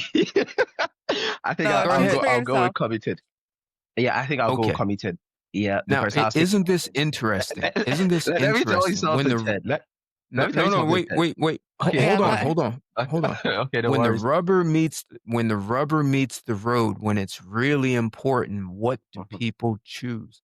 I've asked countless people this Yeah, question. commitment. Mhm, Only one person ever said passionate, and everyone else says highly committed. Yet we Mhm. talk about wanting to be passionate about things. mhm, When you look at an athlete like Usain Bolt, you don't see a guy who's highly passionate about running, because when that guy trains, he trains so hard that he vomits. When it's passionate, you do it when it feels good.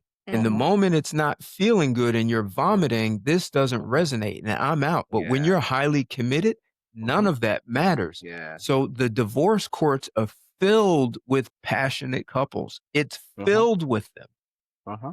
But I promise you it's not filled with highly committed couples, because those highly committed couples worked together. They're committed Mhm. to making it work, and they Yeah. will do the training, preparation, whatever it takes to make sure they understand one another and Mhm. work it through. Highly Well, passionate, there's a feeling I want. And when that's gone, man, I'm having questions. mhm. Maybe this is not, I didn't sign up for this. I'm signing up for the feeling. So in my book, the punchline is love doesn't create a great relationship. mhm, Love is a byproduct of a great relationship. Mhm. So if you have the capacity for creating a great relationship, the competence, the skills, the competence to create a great Mhm. relationship, and two people are compatible with that kind of competence, you're going to create a highly committed relationship. If Mhm. you don't possess those, why should anyone love you? mhm, Because you're going to be incompetent and all you can do is offer a feeling and that's it. But that feeling doesn't create a great relationship. It's, are we compatible in the way we resolve conflict? Are we compatible in how we manage money? Are we compatible in sex? Are we compatible in how we take care of our mental and physical health? How do we want to raise and discipline our children? How do we want to educate? These are areas that will be consistent over time. And these are the reasons arranged marriages work so well, because mhm, arranged marriages require the families to come together and they're looking for these things to be compatible. Not that, hey, we both like a certain kind of music and we like to party at the same clubs and go to the same vacation spots. Those are things that you have in common that may dissipate as you get older. And then you'll say, we have nothing in common anymore, and the passion is gone. But if you're highly committed, you'll talk through those things. And even where it comes to areas, well, I see it this way, you see it that way, a highly committed couple can operate like water. And water is made of hydrogen and oxygen that come together to make something neither of them could have done on their own. Mhm. mhm, Be like water, my friend. Bruce Lee. Yeah. Be like water, my friend. mhm, So it's interesting. You both chose commitment. So when people talk about, I want to hire people who are passionate, no, I want highly committed people, mhm, because they're going to go through it. And I've hired people who I've asked them to do things and they didn't know how to do, and they were frustrated and why are you asking me to do this? I don't know how to do that. And you're asking me to do something that is beyond me and blah blah. And then they did it. They never knew they could do it. They had no passion for it, but then they became good at it, like really good at it. mhm, How do you learn if you can only do the things you're passionate about? How do you learn something new? How do you get to the paradigm of breakthrough and paradigm shifts? Because you're going to be passionate about the things you're good at. And then one day you're obsolete. You're just a buggy whip. You're a horse and buggy, and no one is riding you anymore. Unless you mhm. go to New York and Central Park, they have horse and buggies. But it's Absolutely. I'm trying to remember a quote, right? It says, when motivation fails, discipline will carry you through. Hmm. When motivation fails, discipline, you know, gets the job done. And I have something on my wall here that says, it's not over when you lose, it's over when you quit. And that means a Okay. lot to me. Good. Yeah. Very good. There's a quote. His last name is Marquis. Um, it says, when you make people think they are thinking, they will love you. When you make people really think, they will hate you. Mhm. My Mm. work requires people to actually think, but the value of actually thinking instead of just having thoughts is so profound that it allows you to see a world that may have been there and it was right there hidden in plain sight and you couldn't see it. Mhm. And so your actions were only shaped by what you could see. And like the guy Robert Goddard who said, "Man will fly to the moon." He saw a world that the rest of the world could not see, and it was possible. It wasn't a pipe dream. Mhm.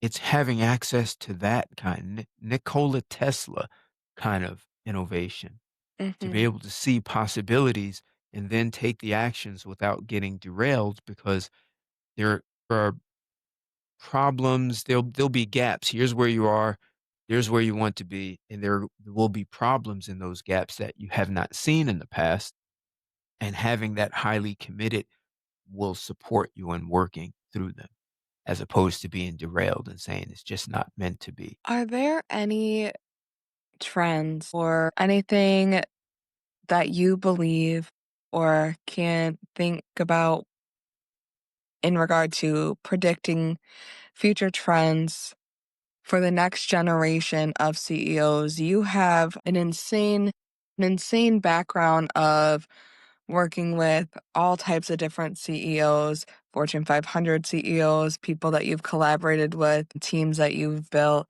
people that you've helped in paradigm shifting. When it comes to the generation coming up right now, do you have any predictions that will define the entire generation coming up? Kind of like someone's going to the So every moon or yeah. So it's interesting, the Generation Z coming up, you're hearing many of them turn down management positions because they say what's going to be demanded of me is not worth the money. So I'd rather, just have a easy 9 to 5. That could be a challenge. Also could be the catalyst that starts to train people to be able to better navigate chaos because if we have people who are not comfortable with that, and we have too many people who grew up where everyone gets a trophy just for participation, that creates an unspoken policy, which is you get rewarded even for being mediocre. Mhm. And so it takes away the possibility of people running with broken legs, right? So, like, you go in the gym, you work out and you break down a muscle, but that's how you build it to be bigger and stronger. So if people are avoiding that breakdown, what will eventually happen is there'll be a breakdown and people will have to then deal with that. They will have to lift themselves out of the breakdown. So participation trophies will not suffice anymore. Like people will actually have to do the work. So I'm asserting people not having the capacity to deal with chaos and wanting everything to be easy and comfortable will eventually create an environment where they will have to be trained to be more committed or highly committed and have a greater capacity for navigating the chaos, which then I would say then creates an organization that instead of focusing on financial reengineering where you slash jobs and slash expenses and file bankruptcy to, you pay back pennies on a dollar. I'm going to say it the wrong way first. We will focus on engineering human capital. So instead of financial reengineering, it's human reengineering and training and developing people in such a way that they are more facile and more effective in dealing with the chaos that comes. And what I assert will also happen out of that is people will become better in their marriages and their personal lives, and we can mitigate the divorce rate. Right now, the divorce rate is strangling us, and we're pretending it's not happening. Mhm. If so, if you think about bad divorces and the conflict it creates, people bring that to the workplace. Even though in the workplace, the difference is they tell you this is business etiquette and you respond to what triggers you at work like this, but at home, anything goes. So if we can, and there's really no training for how to be a good spouse. Anything goes. People will say, "Well, you're getting the best of me, and you're getting all of me, and this is the real me." It's like, wow, I don't want the real you. I want the you that you give to everyone at work. I want that one, right? That Mhm. one who's a professional. Be a professional husband or wife or boyfriend or girlfriend. And I actually talk about that in my book. So I'm saying that we will create an environment that's unsustainable that will force people to create an environment that is much more empowering, but it may come out of the darkness of running 15K. Mhm. Whoa, that's a very, very dark place. Trust me, pushing yourself beyond preconceived limits. I can't express it in words, but sometimes, and this is just me. Sometimes when I do, not just in terms of pushing the body, but also pushing the mind to accomplish certain things. I have been this kind of person who I spit myself in, many challenging situations, many challenges, testing myself beyond limits. I'm a numbers guy. I love to break my own records. And Good. sometimes when I break that record, I look back and I'm like, oh wow, you did that shit. And it gives me a new level of self-esteem, self-respect for myself. Mm. Like put some respect on my name because, I pushed myself to do that. Yeah, but you have to remember those guys from Kenya and Ethiopia run 26 miles at an unbelievable pace. Hmm. Yes. And there's a huge mind shift in that. They used to say once you pass the 20-mile mark, it's really rough. And so what would have gotten you to be someone else after 20 miles is a mindset. You Hmm. Mhm. said their preconceived notions are getting to 15K is a lot, but Yeah. there's a different mindset even when I work out. So I've experimented Yeah. I've done where it's like, 20K by the way, but man, "Oh, I, good, I, good." I had to sleep for a whole day. So Man, my legs are sore. when I've worked out, there are parts where it's like, "Okay, this is the part where it's going to hurt." Hmm. And then I create a conversation saying, "Wow, if I say that, that's what's going to happen, and I'm going to run out." Hmm. And just by altering that, not having positive speak, it's like, okay, I actually have the power to keep going. If I tell myself I don't, my Hmm. my body, my biochemicals will support Hmm. exactly what I'm saying, that I'm going to Hmm. feel pain. Hmm. And it's unbelievable how much power is left in that. And I've just done this with experiments with myself Hmm. quite often. Hmm. Mhm. Wow. Yeah, it's That's really so wild. important what we tell ourselves and what the stories that we have, it shapes who we are.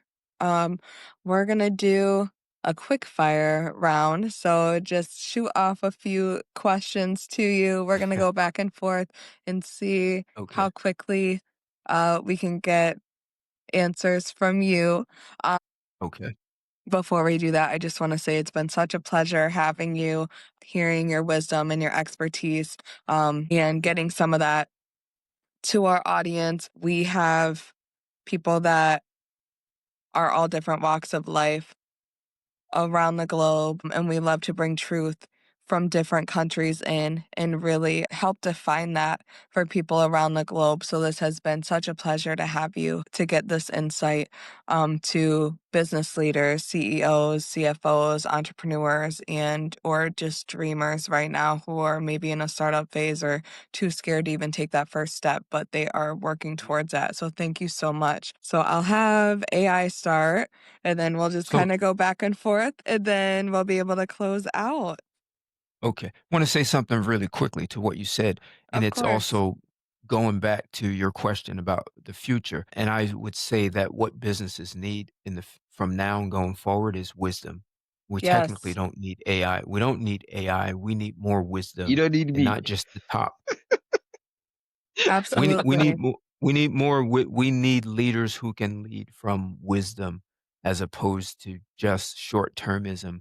And Mhm. McKinsey just wrote an article about the difference between CEO leading short term.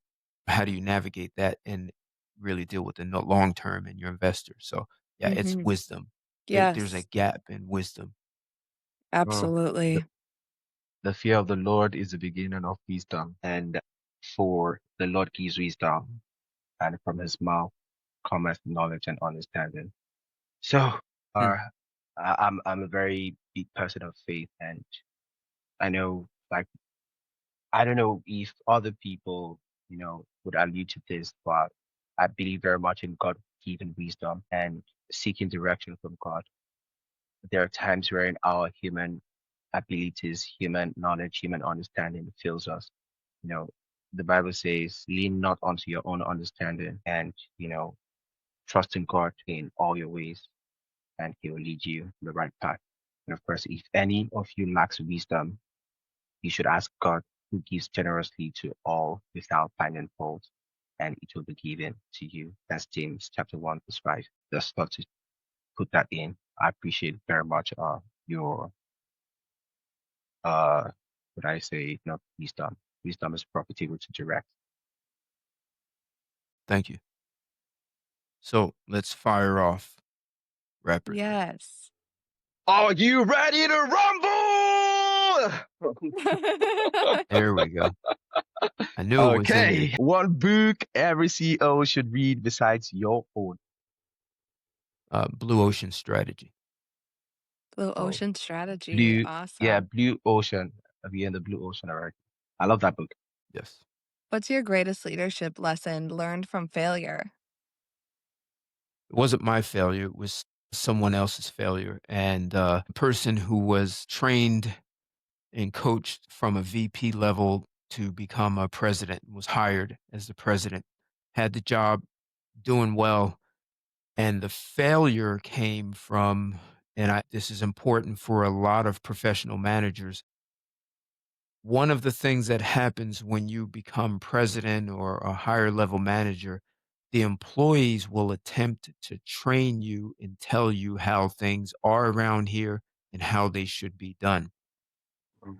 Once you buy from the employees, as opposed to understanding your job is there to make something happen that wasn't going to happen, the employees are not there to do that. They are there, and this sounds a little bit dictatorship like, but the employees generally are there to keep things the way they are. They're not there to have someone come in and disrupt them and have them do something different.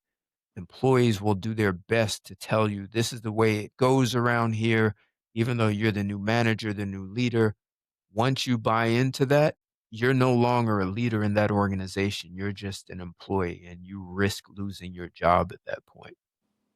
So I've seen someone get the job and lose it because they allowed the employees to train them on a lot of different things, and it just wasn't in their best interest at all. So that was a failure that I saw and an important lesson for any person going into a new organization, especially in the C-suite, that you go there to understand what's happening and then make your plan for what's possible in the future, as opposed to letting the employees tell you the way it's going to be.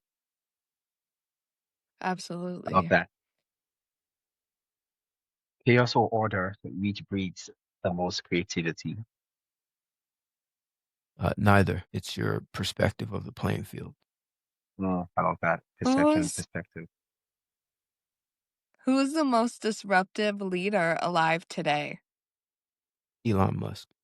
That was the answer of my mind. Some people may say Trump, but Musk. Mhm. Okay, if leadership had a soundtrack, what song title would define yours?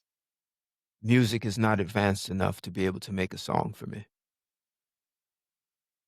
Whoa, They would have no to have way, a paradigm shift in music to do that. no way. Okay, we will come up with a song. Don't worry, we're musicians, and we'll send it right to you. You will get that song in your email about the president. Thank you very much.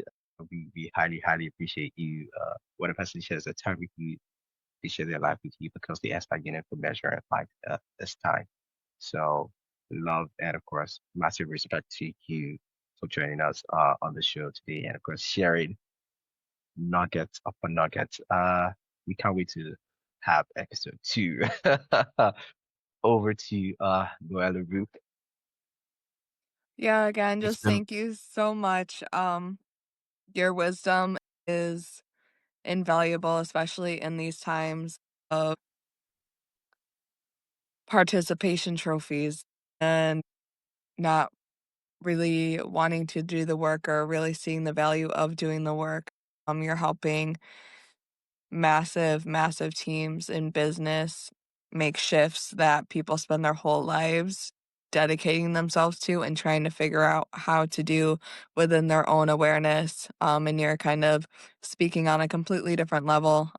I think it's so insightful, so valuable, and essential for everyone to take in this type of knowledge in their own personal lives and again in their relationships because we are the extent of our relationships and it has a global impact for us as humans. So thank you so much for your time and your wisdom. Truly, truly appreciated. Thank you very much. It's been my pleasure to be here with the two of you. And thank you for asking such great questions that allowed for a really insightful conversation. So thank you. Mhm. Thank you once more. And of course to the audience, always go for something in your life. Conceive, believe, strive to thrive and achieve. God bless you guys.